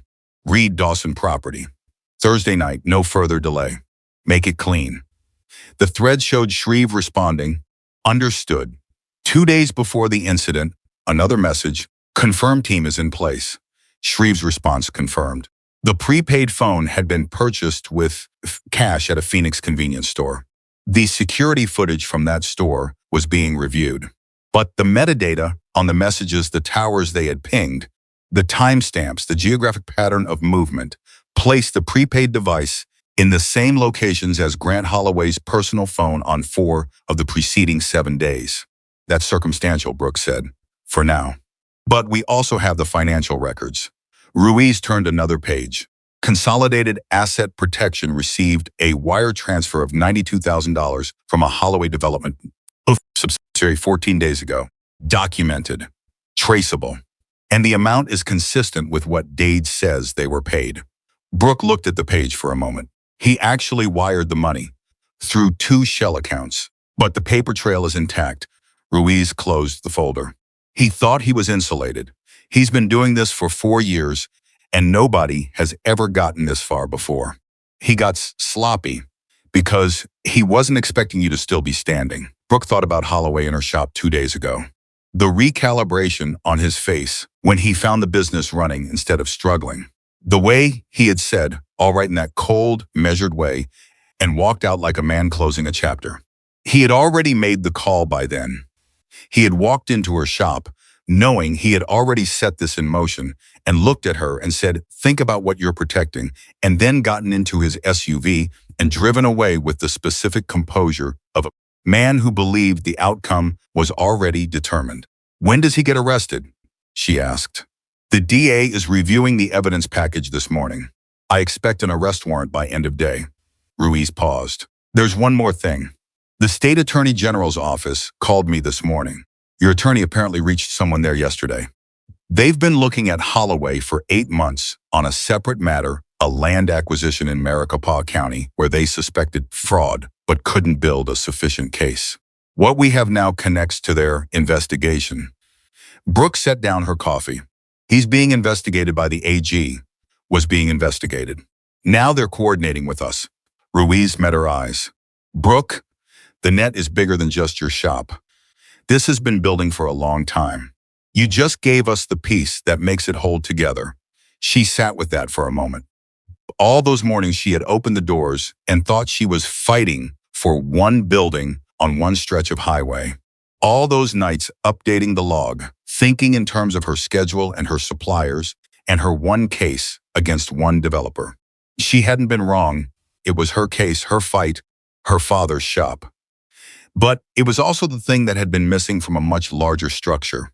The one documented chain of events that was clean and unbroken from the first visit to the attempted arson. The one victim who hadn't sold, Sandra Park and Richard Ossie, Brooke said. "They need to know. I'm calling them after I leave here. Call them now, from here. I want to be in the room when you talk to them." Ruiz looked at her for a beat. Then she picked up her phone. Sandra answered on the second ring. Ruiz put the call on speaker and walked her through the developments in precise, professional terms. When she finished, there was a silence on the line. "They're actually arresting him?" Sandra said. "The warrant is expected today," Ruiz said. Another silence. "I'll give a formal statement," Sandra said. Her voice had changed, not dramatically, but in the specific way of someone who has been carrying something for a long time and has just been told they're allowed to set it down. "Whatever you need. Whatever it takes." Richard Ossie was already on his way to Phoenix when Ruiz called him. He had driven up from Tucson at 6 that morning after Grace Okafor had called the night before, and he had a folder of his own documentation in the backseat records he had kept even after he sold, even after he thought it was over, in the particular way of a man who couldn't fully accept that something that wrong had simply ended without consequence. "Tell me where to go," he said. Ruiz gave him the address of her precinct and told him to ask for her at the desk. After the calls ended, Ruiz stood and picked up her folder. At the door, she stopped and turned back. "When he's arrested," she said, "there will be press. Holloway's connected enough that this is going to move fast once it breaks. You should be ready for that." What does ready mean? It means don't talk to reporters without Grace on the phone. It means your statement when you give it. is factual and measured. His lawyers are going to try to make this about you, about who you know and how you knew them, and what the people who showed up last night represent in the public imagination. Don't give them anything to work with. Brooke nodded. She understood. She had thought about this. About the way Holloway's defense would frame the story, the biker intimidation angle, the suggestion that a woman with Hell's Angels connections had manufactured a threat to avoid a legitimate development deal. She had thought about how much cleaner her case was if it rested on camera footage and financial records and documented timelines, rather than on the emotional reality of what it had meant to have hundreds of riders appear out of the desert night. Both things were true. Both things mattered. But only one of them was bulletproof in a courtroom. I know, she said. Ruiz left. Brooke went back to work. At 2:17 that afternoon, Grant Holloway was arrested at his office in Scottsdale. She found out because Grace called her 11 seconds after it happened. Grace had a contact in the DA's office who had promised to notify her, and the first thing Grace said was, "It's done. He's in custody." Brooke was under a pickup truck when the call came. She slid out, sat on the concrete floor, held the phone to her ear, and said nothing for a moment. "Brooke, I'm here," she said. "What are the charges?" Grace read them. Conspiracy to commit arson, extortion, destruction of property, witness intimidation, fraud, and added by the AG's coordination, 2 counts of wire fraud relating to the Maricopa County land acquisition. 6 separate charges, some of which carried mandatory minimums that would keep Holloway's lawyers occupied for a very long time. "His attorney is already requesting bail," Grace said. "But the DA is arguing flight risk given the financial resources. What about Shreve? Arrested at his home in Paradise Valley an hour ago. He's not talking, but data is, and the text messages don't need Shreve's cooperation to be admissible." A pause. "The wire transfer documentation ties the subsidiary to 3 additional transactions that the AG's office is now examining." "Brooke, there are people in this chain above Holloway's company. The money didn't start with him." That landed differently than she expected. She had been thinking of Holloway as the ceiling, the man at the top, who had decided she was an obstacle and moved against her with the confidence of someone who had done it before and always gotten away with it. The idea that there was something above him, other money, other decisions, other people who had been insulated by his insulation, it was both unsurprising and enormous. "How far does it go?" she asked. "That's not our case anymore," Grace said, carefully. "The AG has that thread. Our case is your shop, your timeline, your damages. That's what we focus on." "Understood," Brooke said. She hung up, stood, and walked to the bay door. Hector was watching her from across the shop. So was Tyler. She looked at both of them and said, "He was arrested." Hector sat down on his stool and pressed both hands against his knees and breathed out slowly through his nose. Tyler said, "Holloway?" "Holloway, Shreve, the 3 from last night." She paused. "It's not over. There's still a trial. But they're in custody." Tyler put down his socket wrench and said something under his breath that Brooke chose to interpret charitably. Hector said, "Your father would be proud." She looked at him. "You knew my father too, didn't you?" It wasn't quite a question. She had been carrying it for weeks, the way Hector had arrived through Wade. The way he had known Ray, the way all of these connections formed a web that radiated outward from a single point she was only now able to fully see. Hector was quiet for a moment. "I knew Walter," he said. "Not well. We crossed paths through Wade years ago. He talked about you sometimes. Said you were the most stubborn person he had ever met, which he meant as the highest possible compliment." She laughed. It came out unexpectedly, the way laughter does when the body is releasing pressure it has been holding for a long time. She pressed the back of her hand against her mouth and felt the laugh turn into something else, briefly, and then turn back. "He would have said that," she said. The next week was dense with process. Brooke gave her formal statement to Ruiz, with Grace present, 3-hour session that went through every event in sequence from the first day. Holloway walked in to the shop to the night of the attempted arson.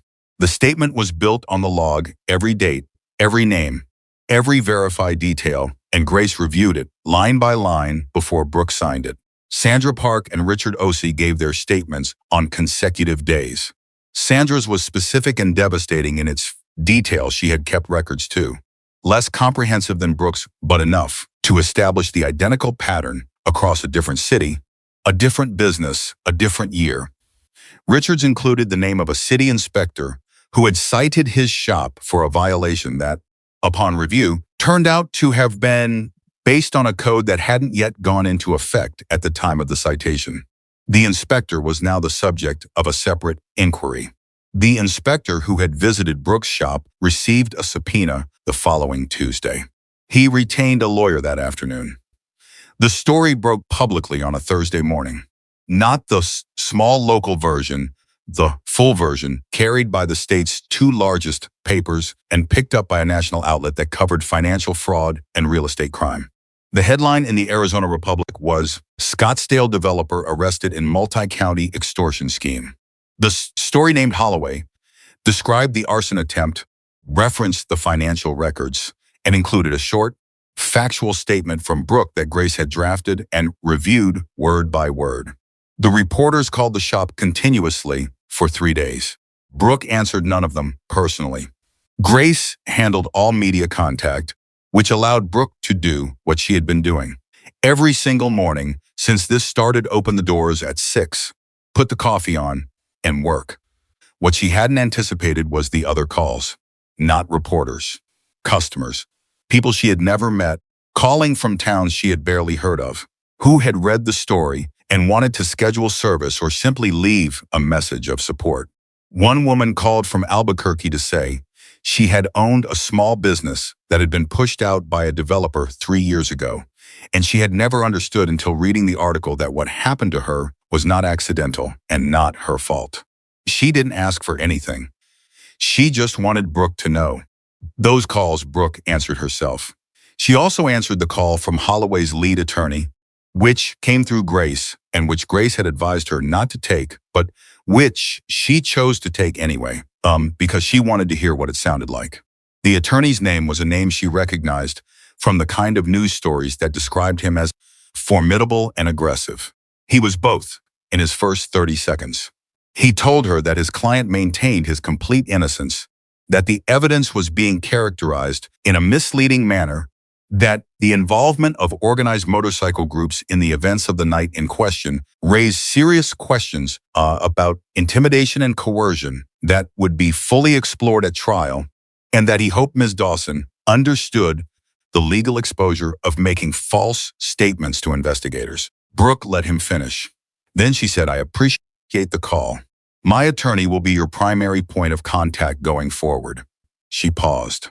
"For what it's worth, and I realize it's worth nothing to you professionally, the people who showed up that night didn't come to intimidate anyone. They came because someone asked them to, and they came because they believe in not letting a person stand alone against something like this. If your client spent less time engineering that situation and more time thinking about what it says that hundreds of people showed up to stop him, this conversation wouldn't be happening." She handed the phone back to Grace, who gave her a look that contained equal parts professional disapproval and private satisfaction. The pre-trial period lasted 4 months. In those 4 months, 2 of the 3 arrested men accepted plea agreements in exchange for testimony. Curtis Dade, who had talked first and talked most, received a significantly reduced sentence. The second man, whose attorney negotiated a slightly less favorable deal, confirmed a detail that Dade's statement had implied but not directly established, that Martin Shreve had been the liaison for at least 2 of the previous 6 businesses that had been pressured into selling. The pattern was now documented not just as parallel circumstance, but as a coordinated campaign with consistent personnel. Martin Shreve stopped not talking on the 61st day of pretrial detention when his lawyer communicated to the DA that his client was prepared to discuss the scope of his role in exchange for consideration. The scope, as it turned out, was broader than Ruiz had initially traced. There were payments to county officials in 2 jurisdictions. There were documented instructions in 4 of the 6 prior cases. And there was a name above Holloway's, a real estate investment group based in Phoenix, whose principals would become the subject of a federal inquiry that was still ongoing when the trial finally began. Brooke was in the courtroom for all of it. She sat with Grace on one side and Sandra Park on the other. Richard Ossie was 2 rows back. She wore the same thing she wore to work: clean clothes.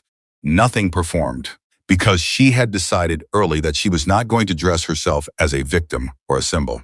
She was going to look like what she was: a mechanic who ran her father's shop and kept her records straight and refused to be moved by a man who thought money was the same as power. Holloway's lead attorney did exactly what Ruiz had predicted. In his opening statement, he described Brooke as a woman who had leveraged her connections to an outlaw motorcycle organization to create a narrative of victimhood that masked the financial difficulties of a struggling business. He said the word outlaw 3 times in 4 minutes. He implied, without stating directly, that the night of the attempted arson had been staged, that the presence of hundreds of witnesses was itself evidence of prior coordination that raised questions about who had actually been threatening whom. Brooke listened to all of it without moving. When it was her turn to testify, she had been on the stand for 11 minutes before Holloway's attorney asked her the question he had been building toward. Ms. Dawson, isn't it true that the individuals who appeared at your property on the night of the alleged arson are members of an organization with a documented history of criminal activity? Grace objected on relevance grounds. The judge sustained it, but allowed a narrowed version of the question. Brooke answered it directly. The people who came to my property that night were witnesses. They stood outside. They recorded what was happening, and they did nothing that was illegal, threatening, or in any way obstructive. If your standard for evaluating their presence is their organizational affiliation rather than their specific conduct on that specific night, I'd ask you to apply that same standard consistently to everyone in this courtroom. A beat of silence. The judge did not strike the answer. Holloway's attorney moved to the next question. She was on the stand for 6 hours across 2 days. By the end of it, the attorney had done something she had not expected. He had made her case more thoroughly than the prosecution alone could have. Every attempt to discredit her documentation failed against the documentation itself. Every implication that the business had been struggling was met with 3 years of clean financial records, tax filings, customer invoices, and the specific verifiable timeline of exactly when the problems had started and what had precipitated them. Every suggestion that she had exaggerated the harassment was undercut by the inspector's own records, the financial transfer documentation, the text messages, and the testimony of 2 additional witnesses the prosecution had found through the AG's expanding investigation. On the 4th day of her cross-examination, Holloway's attorney asked her the question she had been waiting for since the beginning. Ms. Dawson, why did you refuse Mr. Holloway's offer? It was substantially above market value. By most objective measures, it was a generous offer. Why didn't you take it? She looked at him. Then she looked past him, very briefly, at Holloway, who was sitting at the defense table in a suit that cost more than 3 months of her shop's revenue, looking at her with an expression she recognized now as the face he wore when he had already moved past something and was simply waiting for the world to catch up. She looked back at the attorney. Because he thought the shop was land and machinery, she said, my father built it from trust. 11 years of showing up, doing honest work, and being exactly what he said he was to every person who walked through the door. You can't buy that. You can only build it. And a man who measures everything in money will never understand why some things aren't for sale. The attorney paused. He wrote something on his notepad. He asked 3 more questions that were technically necessary and practically meaningless, and then he said no further questions and sat down. Grace touched Brooke's arm briefly when she returned to her seat. Sandra Park, on her other side, did not say anything. She just reached over and pressed her hand over Brooke's once, for a moment, and then let go. The verdict came on a Tuesday, the same day of the week. Brooke realized afterward that Holloway had first walked into her shop. She did not know whether that was meaningful or simply the specific kind of coincidence that the mind assigns meaning And two, because it needs things to have shape. Guilty on all 6 counts. Holloway, who had sat through the entire trial with the practiced composure of a man who had been in difficult rooms before, heard the words 6 times and showed nothing. His attorney was already leaning toward him before the judge finished reading. Shreve was convicted separately on 4 counts. 3 other individuals, 2 county officials, and 1 banker who had facilitated account freezes and document manipulation were convicted in parallel proceedings that had run concurrent to the main trial. The judge sentenced Holloway to 14 years. With parole eligibility, he would serve a minimum of 9. The court ordered Holloway Development Group to pay restitution to Brooke, to Sandra Park, to Richard Ossie, and to 3 other business owners whose cases had been incorporated into the sentencing phase, a total judgment of nearly 3 distributed according to documented losses. Brooke's share was enough to do what her father had always planned to do. She walked out of the courthouse on a clear afternoon, with Grace on one side and Sandra on the other, and the first thing she did was call Tyler. "What's the status on the Harley and Bay 2?" she asked. A pause. "It's done, has been since this morning." "Good," she said. "I'll be back in an hour." She heard Sandra laugh quietly beside her. She did not go to a celebration. She did not give a statement. On the courthouse steps, she had agreed to a written statement that Grace released at 4 that afternoon, which described the verdict, thanked Detective Ruiz and the prosecution team, acknowledged the other victims by name, and ended with a single sentence about the shop. She did not call any reporters. She did not post anything online. She drove back to Red Mesa and unlocked Dawson Motor Works and walked in the next 2 hours completing a carburetor rebuild. She had promised a customer 3 weeks ago and had been working around the edges of ever since. She finished it clean and right and exactly the way her father had taught her. When she turned the engine over and it ran smooth and even, she sat on her stool and let herself feel it, all of it. The whole impossible, exhausting, clarifying year for exactly as long as it took to finish her coffee. Then she started on the next job. Wade came by late that afternoon. He sat on a stool and drank his coffee without being invited, the way he always did, and he said nothing about the verdict or the trial or the courthouse or any of it for a long time. Eventually, Brooks said, "From under the truck she was working on, 9 years minimum," I heard Wade said. $3 million in restitution. A moment of silence. Just the sound of tools and the highway outside and the engine running on the bike she had finished earlier. "You all right?" he asked. She slid out from under the truck and sat up and looked at him. This man who had ridden into her lot with a bearing noise he didn't need fixed and had quietly, methodically, without ever asking for credit or explaining himself, helped her hold the shop together while the fight found its shape. This man who had carried a promise for 28 years and delivered on it in the most complete way she could have imagined. "I'm all right," she said. He nodded once, drank his coffee. "What did you tell them?" she said. "The riders." "What did you say to get them there?" He thought about it for a moment. "I told them the truth, that a woman running her father's shop was being threatened by someone who thought size was the same as right. That she needed witnesses, not fighters, that she had done nothing wrong and was standing alone." He paused. "Most people, if you tell them the truth plainly, will do the right thing. You just have to be willing to ask." She looked at him for a long moment. "My father asked you," she said, "and you asked them." "That's how it works," Wade said. She picked up her wrench and went back under the truck. The shop was still standing. The doors would open again tomorrow at 6.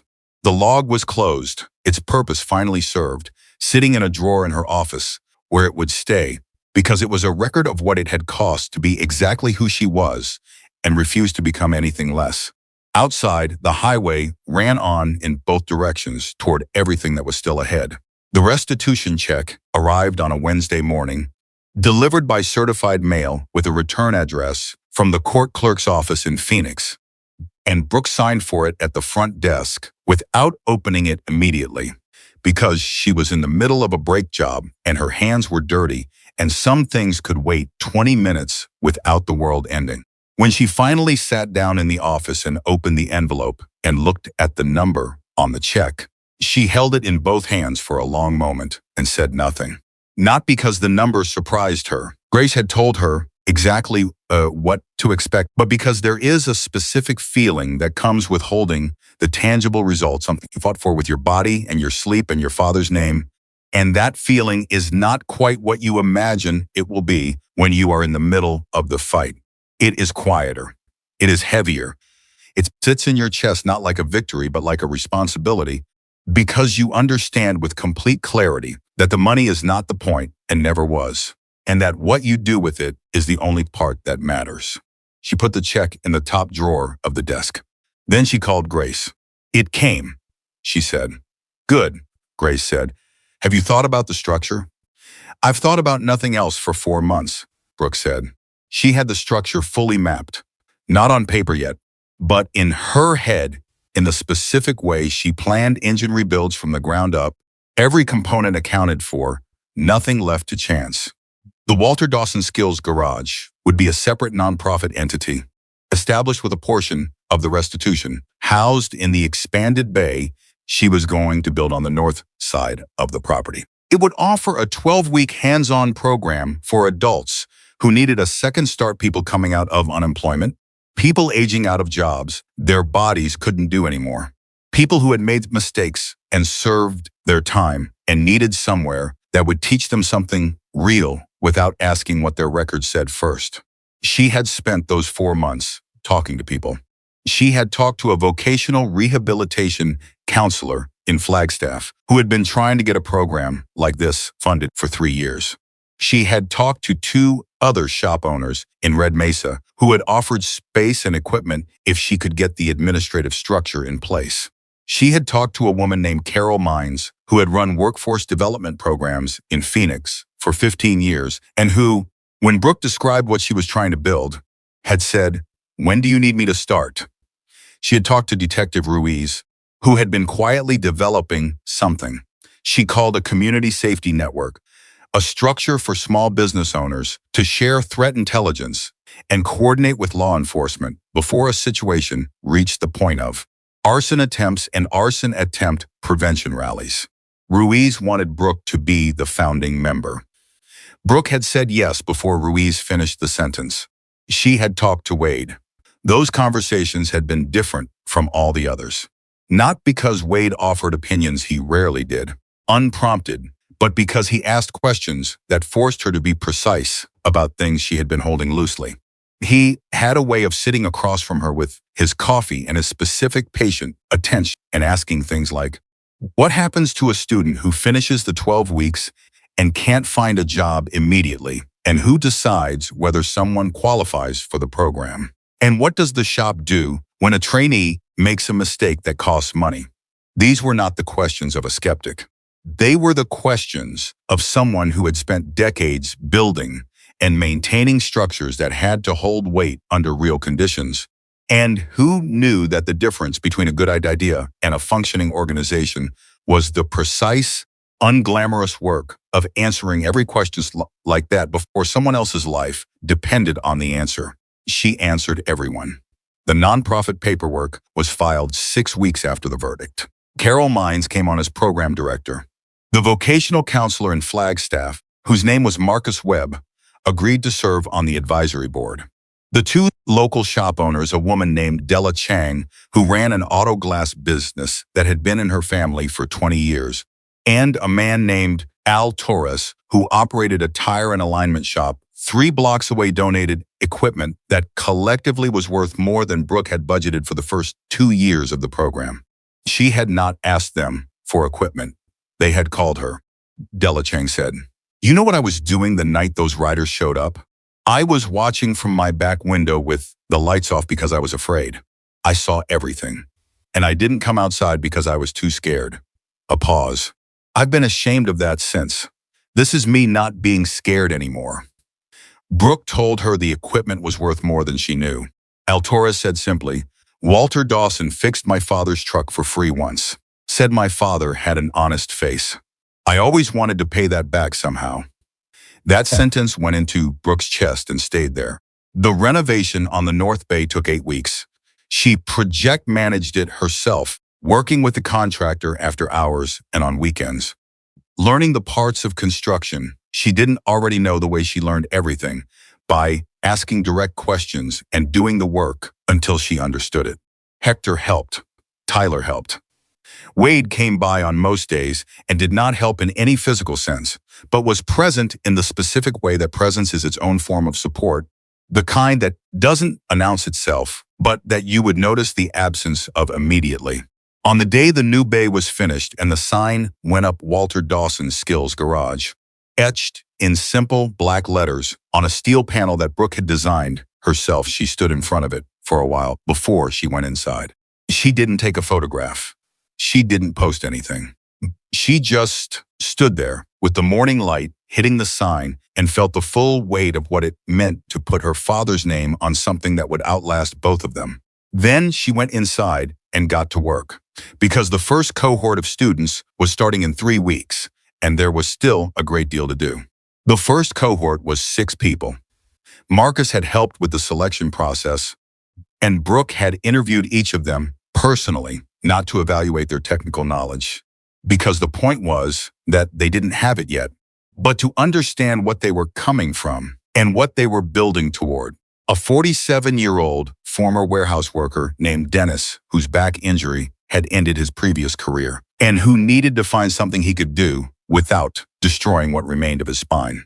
A 26-year-old named Isaiah, who had served 3 years, gotten out, and spent 8 months being told by every employer that his record made him a liability. A woman named Gloria, 53, whose plant had closed and who had never worked anywhere else, and who told Brooke in her interview that she was probably too old to learn something new in the specific tone of someone who had been told that so many times they had started to believe it. Brooke told Gloria she was not too old and meant it with a precision that left no room for polite doubt. The other 3 students had similar stories, different in their specifics and identical in their essential shape. People who had been interrupted by circumstances they hadn't chosen, who needed something concrete and learnable and honest, and who had been waiting, without knowing exactly what they were waiting for someone to build the thing they needed. Carol Mines ran the classroom components. Hector ran the engine fundamentals. Brooke ran everything else. She taught the same way her father had taught her, not by explaining and then demonstrating, but by working alongside her students until the knowledge moved from her hands into theirs through the specific transfer that only happens through repetition and proximity, and the willingness to fail small and try again. 3 weeks in, Isaiah took apart a carburetor for the first time and got it back together correctly on his second attempt. He looked up from the workbench with an expression. Brooke recognized immediately she had worn it herself 20 years ago, the first time she had done something mechanical, and felt the specific confirmation that her hands were capable of more than she had thought. "That's it," he said. "That's all it is?" "That's all it is," she said. "Do it again until you don't have to think about it." He did it again and again. By the end of the week, he could do it in the dark. Dennis, the former warehouse worker, turned out to have a natural diagnostic ear, the ability to listen to an engine and identify irregularities that most people needed instruments to catch. It was the same instinct Brooke had, just untrained. Within a month, she was asking him to listen to engines she was working on and cross-check her own assessments, not because she doubted herself, but because she wanted him to know that the skill was real, valuable, and something he had always had without knowing it. The day he realized she was asking him in earnest and not as an exercise, he stood in the middle of the bay and looked at his hands like he was seeing them for the first time. "I've been carrying this around my whole life," he said. "A lot of people do," Brooke said. "That's why this place exists." Gloria took longer than the others to gain confidence, which Brooke had expected. The technical learning came faster than Gloria anticipated. She was precise and careful, and read every manual before touching anything, which was a different learning style than most of the others, but a completely valid one. What took longer was the internal recalibration of someone who had been told for years that their best productive years were behind them. That couldn't be undone by a 12-week program, but it could be interrupted. It could be given one specific, physical, undeniable counterexample. That counterexample arrived in Gloria's 9th week, when she completed a full brake system, rebuild from inspection to finish without assistance, brought the vehicle out to the test area, ran through the safety check, and came back inside with the specific walk of someone who has just done something they did not believe they could do. Brooke handed her the completion sheet to sign and said, "Good work." Gloria looked at the sheet for a moment. Then she said, "My daughter thinks I'm wasting my time." "What do you think?" Brooke asked. A pause. "I think my daughter hasn't seen what I can do yet. Show her," Brooke said. The first cohort's graduation was a small thing, not a ceremony. Just a morning where Brooke presented each student with their completion certificate and their toolkit, a starter set she had assembled from donations and her own supply, and then put them all to work on real customer vehicles for the day. The customers had been told and had agreed. They were mostly people from the extended community around the shop who had been following the story and wanted to be part of something. Mrs. Garner brought in her sedan. The contractor who had delivered the loaner diagnostic machine the morning after the attack brought a fleet truck. 3 riders who had been there on the night of the attempted arson brought motorcycles. They sat in the waiting area or outside in the lot and talked to each other and watched the students work through the glass, and nobody said anything performative or important. They were just there, the way people show up when they want something to be real. Ruiz came.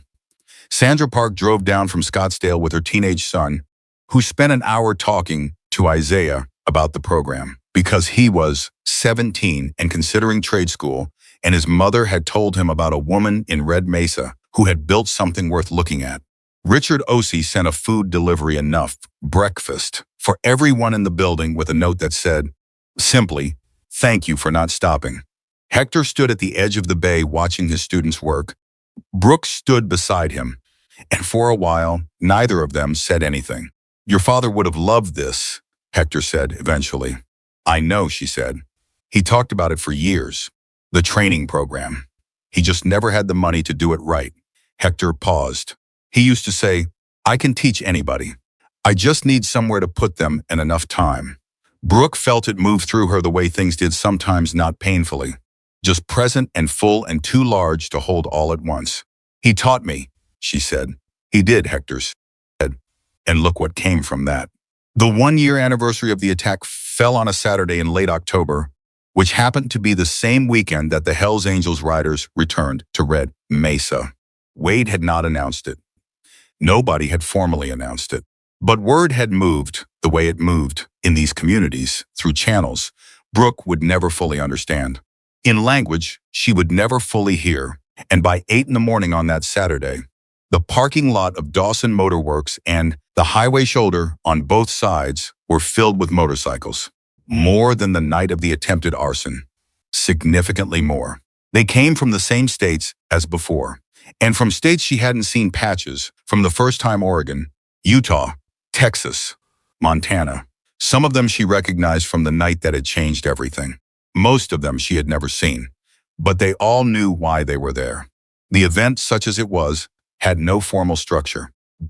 Brooke had not planned a program or a schedule.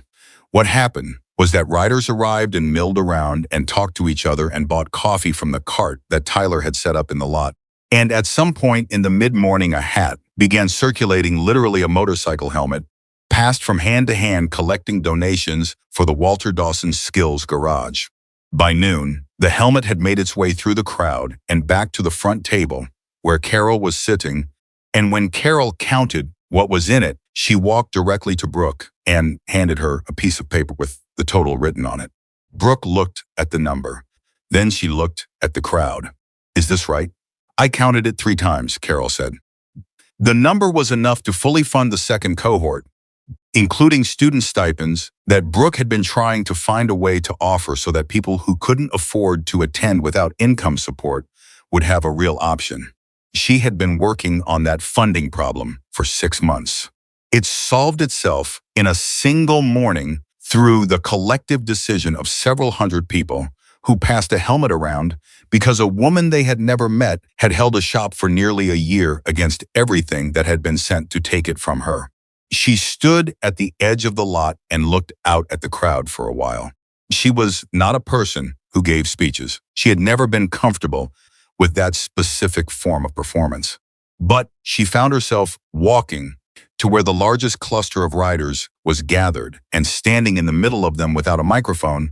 And when the immediate group around her quieted and the quiet spread outward in a slow wave, she waited until most of them were looking at her. "My father opened this shop 31 years ago," she said. "He didn't have money or connections or any particular advantage. He had skill and honesty, and the belief that if you did right by people, people would eventually do right by you." She paused. He was right. It took a while to prove it. But he was right. Nobody cheered. Nobody needed to. The crowd just held the words for a moment, the way a room holds sound after music stops, and then someone near the back started an engine, and then another, and the sound built until it was enormous and complete, and moved through her sternum like something physical. She found Wade afterward near the bay door. He had watched the whole thing from a distance, which was exactly where she would have expected him to be. He was holding his coffee. He looked like a man who had seen the outcome he had hoped for and found it exactly what he expected, which for him was its own form of deep satisfaction. "You didn't put your name on any of this," she said. "It's not my name to put on it," he said. "You made every call.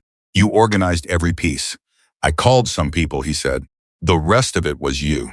She looked at him, at this man who had carried a 28-year promise through everything the road had put in front of him, who had delivered on it without asking for recognition or thanks or even acknowledgement, who sat on a stool by a bay door drinking coffee like a man with nowhere he needed to be because he had decided somewhere along the way that this was the place. "Wade," she said, "what are you going to do now?" He thought about it. "Same thing I've been doing," he said. "Coming by every morning on a bike that doesn't actually need service." Something shifted in his face. Not quite a smile. He was not a man who smiled easily, but the specific expression of someone who has been found out and doesn't mind. "The primary chain tensioner needs attention," he said. "I fixed the primary chain tensioner in the first week," she said. "That bike is running perfectly, and you know it." He looked out at the highway for a moment. Then he said, "Your father used to keep a pot of coffee going until 9 in the morning. Said it was the most reliable social service the shop provided." "I keep it going until 10, she said. He nodded. "Good improvement." She left him there and went back inside because there were customers waiting and students who needed direction, and a second cohort application process that Carol had told her was already receiving inquiries from people who had heard about the program through people who had heard about it, through people who had read something somewhere or talked to someone who had been there. The applications kept coming. By the end of the month, she had more qualified applicants for the second cohort than she had spaces. She spent 3 evenings sitting with Carol and Marcus going through them. And the process was harder than she had anticipated, because every one of them was someone whose story mattered. And choosing 12 meant not choosing the others, at least not yet. She selected 12. And then she called a meeting with Della Chang and Al Torres and 2 other shop owners who had reached out after the Saturday event, and she laid out the possibility of a second location, not an expansion of the Skills Garage specifically, but a partnership model where other established shops could host trainees in their final 4 weeks, increasing capacity without requiring her to build more space she didn't have. Al Torres said, "I've got 2 bays I'm not using on weekday mornings." Della Chang said, "I can take 2 students starting in January." A woman named Patrice, who had come to the meeting because she heard about it from Della and ran a body shop on the south end of Red Mesa, said, "I've been trying to find qualified entry-level workers for 3 years. If you train them, I'll hire them." Brooke sat back in her chair and looked around the table at these people who had shown up because something had changed in the way Red Mesa thought about what it meant to be a business in this town. It was not dramatic. It was not the language of a movement or a mission statement.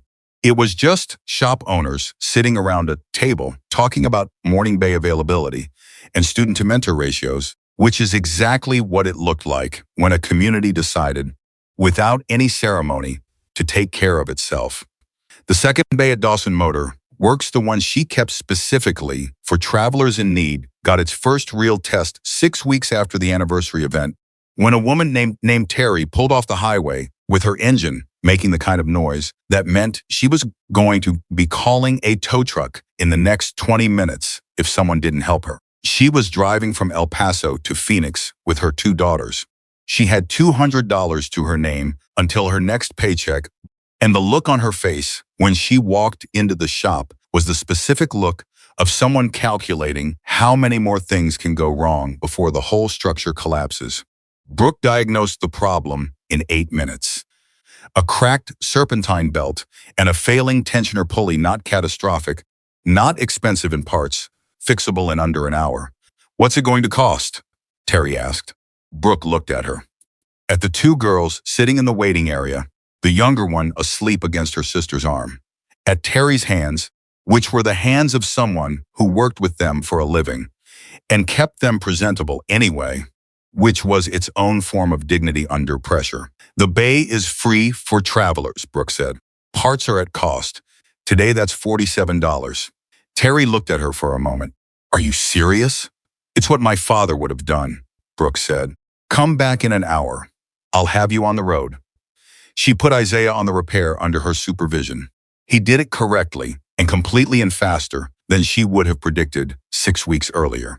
When Terry came back and he brought the car around and walked her through what he had done and why, explaining it in the plain and direct way that he had learned from Brooke, Terry stood beside her car and looked at this young man who had served time and was now fixing her engine in a program that existed because a woman had refused to sell her father's shop, and she put her hand on his shoulder and said, "Thank you," Isaiah said. "Yes, ma'am." He didn't say anything else. He didn't need to. Brooke watched it from the bay door. And in that moment, that specific, small, ordinary moment of a young man handing keys back to a woman who could now drive her daughters to Phoenix, she understood completely and finally what her father had built and what she was building, and why none of it had ever been about the land or the money or the victory over a man in a press suit who had fundamentally misunderstood what kind of world he was walking into. It had always been about this, about the compounding.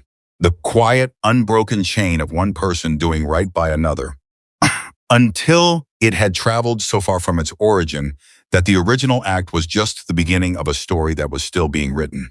The photograph went up on the afternoon of the 6-month anniversary of the Skills Garage's opening. Hector brought it in a print he had made from an old photograph Wade had given him, enlarged and framed simply in dark wood. It showed Walter Dawson, maybe 42 or 43, standing in front of this same shop in the early years of its existence. Beside him, a younger man with a road-worn jacket and a motorcycle that had clearly been through something serious. Both of them looking at the camera with the specific expression of 2 people who have just been through something difficult together and are still standing. Wade was in the shop when Hector hung it. He stood and looked at it for a long time without saying anything. Brooke stood beside him. "You look young," she said. "I was young," he said. "You look like someone who just had the worst week of his life." "I had," he said. "And then your father found me on the side of the road, and it became something else." She looked at the photograph, at the 2 men standing side by side, her father with his almost smile, and a younger version of the man beside her now, who had carried a promise across nearly 3 decades and delivered it in full measure and then some. "He knew you'd come back," she said, "when things got hard. He knew. He said he didn't need me to promise," Wade said. "He said he just wanted to know I understood why it mattered. That's all he asked for." She looked at the photograph one more time. "And did you understand why it mattered?" "I do now," Wade said. "More than I did then." The months that followed had their own rhythm. The second cohort graduated. 3 of the 12 were hired before their final week was complete. Patrice had taken 2 of them at her body shop, and a garage in Flagstaff that Marcus had connected to the program had offered the third a position starting immediately. Sandra Park called from Scottsdale to say she had reopened a small alteration and tailoring business, not the same shop. A different one, smaller, in a neighborhood, where she knew people and that she had hired one of the Skills Garage graduates to manage her van that needed constant maintenance. She's very good, Sandra said. They all are, Brooke said. Eventually, Richard Ossie called to say he had been contacted by a journalist who was writing a longer piece about the pattern of intimidation that had been exposed through the trial and the AG investigation, and who wanted to speak with people who had been affected. He wanted to know if Brooke was interested. She thought about it for a day. Then she called the journalist and gave a 2-hour interview that she spent a week preparing for and that Grace reviewed afterward and said was exactly right, factual, direct, specific, and completely free of anything that could be characterized as bitterness or revenge. The journalist asked her at the end whether she ever thought about what she would have lost if she had sold. Brooke said, "I thought about it every day during the fight. I don't think about it anymore. What I have now is clearer to me than what I was protecting then. It's the same thing. It's just more visible." The article ran 3 months later. It named the other victims, described the AG's broader investigation, and traced the pattern of predatory acquisition through the specific lives it had consumed and the one it hadn't. It ended with a photograph of the Skills Garage sign and a paragraph about the training program and a quote from Dennis, the former warehouse worker, who said, "I spent 47 years not knowing what I was good at. 8 weeks in this program, and I knew. That's not nothing. That's everything." Wade read the article on a Tuesday morning, sitting on his stool with his coffee. And when he finished, he folded the paper and set it down and looked at Brooke, who was 6 feet away with her hands in an engine. "Good piece," he said. "Marcus did a good interview," she said. "Dennis, too." "Dennis is going to be fine," she said. "He's going to be more than fine." "I know," Wade said. "I can tell." She pulled the part she needed free and held it up to the light to check it. "Clean, good." She set it in the tray. "Your bike," she said. "I want to look at the rear brake assembly today." He looked at her. "The rear brakes are fine, Wade." "They are." "Then humor me," she said. "Pull it into bay 2. He stood, put his coffee down, and walked out to the lot. She heard the Harley fire up and idle in, heard him kill the engine and the stand go down. She wiped her hands and came around the partition and crouched behind the rear wheel and looked at the assembly with the specific attention of a mechanic who has been trained to find the thing that isn't wrong yet but will be. There was nothing wrong. She stayed crouched there for a moment anyway. Then she stood and looked at him. "It's fine," she said. "I told you," he said. "You just needed a reason to come in," she said. He looked at her for a moment. Something in his face that was not quite the expression she had seen in the photograph. Not the young man with the road-worn jacket standing beside her father, but something related to it. The same face at a different point in the story. A man who had carried a promise across decades and arrived somewhere he hadn't known he was heading. "Maybe," he said. She handed him his coffee from the workbench. He took it. Outside, the morning was moving toward the full heat of the day. Somewhere in the building, she could hear the second cohort starting their shift, the sound of voices and tools and work beginning, the specific, productive noise of people learning something real in the place her father had built from nothing but honesty and time. She looked at Wade, at the stool by the door, at the photograph on the wall, Walter and a young Wade, and the motorcycle that had started it all, hanging in the shop where it would stay for as long as the walls stood. "You know you can just come here," she said. "You don't need a reason. You don't need a noise in the engine or a clutch that needs adjusting. You can just come." He was quiet for a moment. Then he said, "Your father used to say the same thing." "Smart man," she said. "He was," Wade said. "Best mechanic I ever met. Second best, now." She looked at him. The compliment was simple and specific and offered with the same directness he brought to everything. And it landed exactly as her father's compliments had always landed, not as performance, but as fact delivered by someone who did not say things he didn't mean. She went back to work. He sat on the stool, The doors were open, and the highway ran past in both directions, and the morning light came through the bay and landed on the floor in the particular way it always had. The way it had when Walter was alive, and she was 9 years old handing him socket wrenches.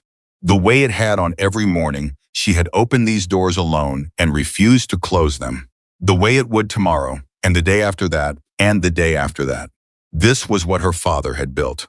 Not a building, not a business, a place where things held together, a place where people found what they were good at, were given time to prove it, a place where a promise made on the side of a highway traveled 28 years and arrived exactly where it was needed, a place that had been threatened with everything a man who measured the world in money could bring to bear against and had not moved. The engine turned over clean under her hands, the way engines did when you knew what you were doing and took the time to do it right. And the sound of it filled the bay and went out through the open door and out to the highway and somewhere beyond that into the wide, clear Arizona morning. Brooke Dawson had kept her father's shop. She had kept his name. She had kept his belief that honest work done in an honest place for honest reasons was not naive. It was the only foundation strong enough to build anything on that would last. And now it was lasting. The strongest things are never the ones that cannot be touched. They are the ones that are touched, that are tested and pressed and threatened and attacked and that hold anyway. Because the people inside them decided, one morning at a time, that they were not leaving. That was the whole story. And it was not finished. It was only just beginning.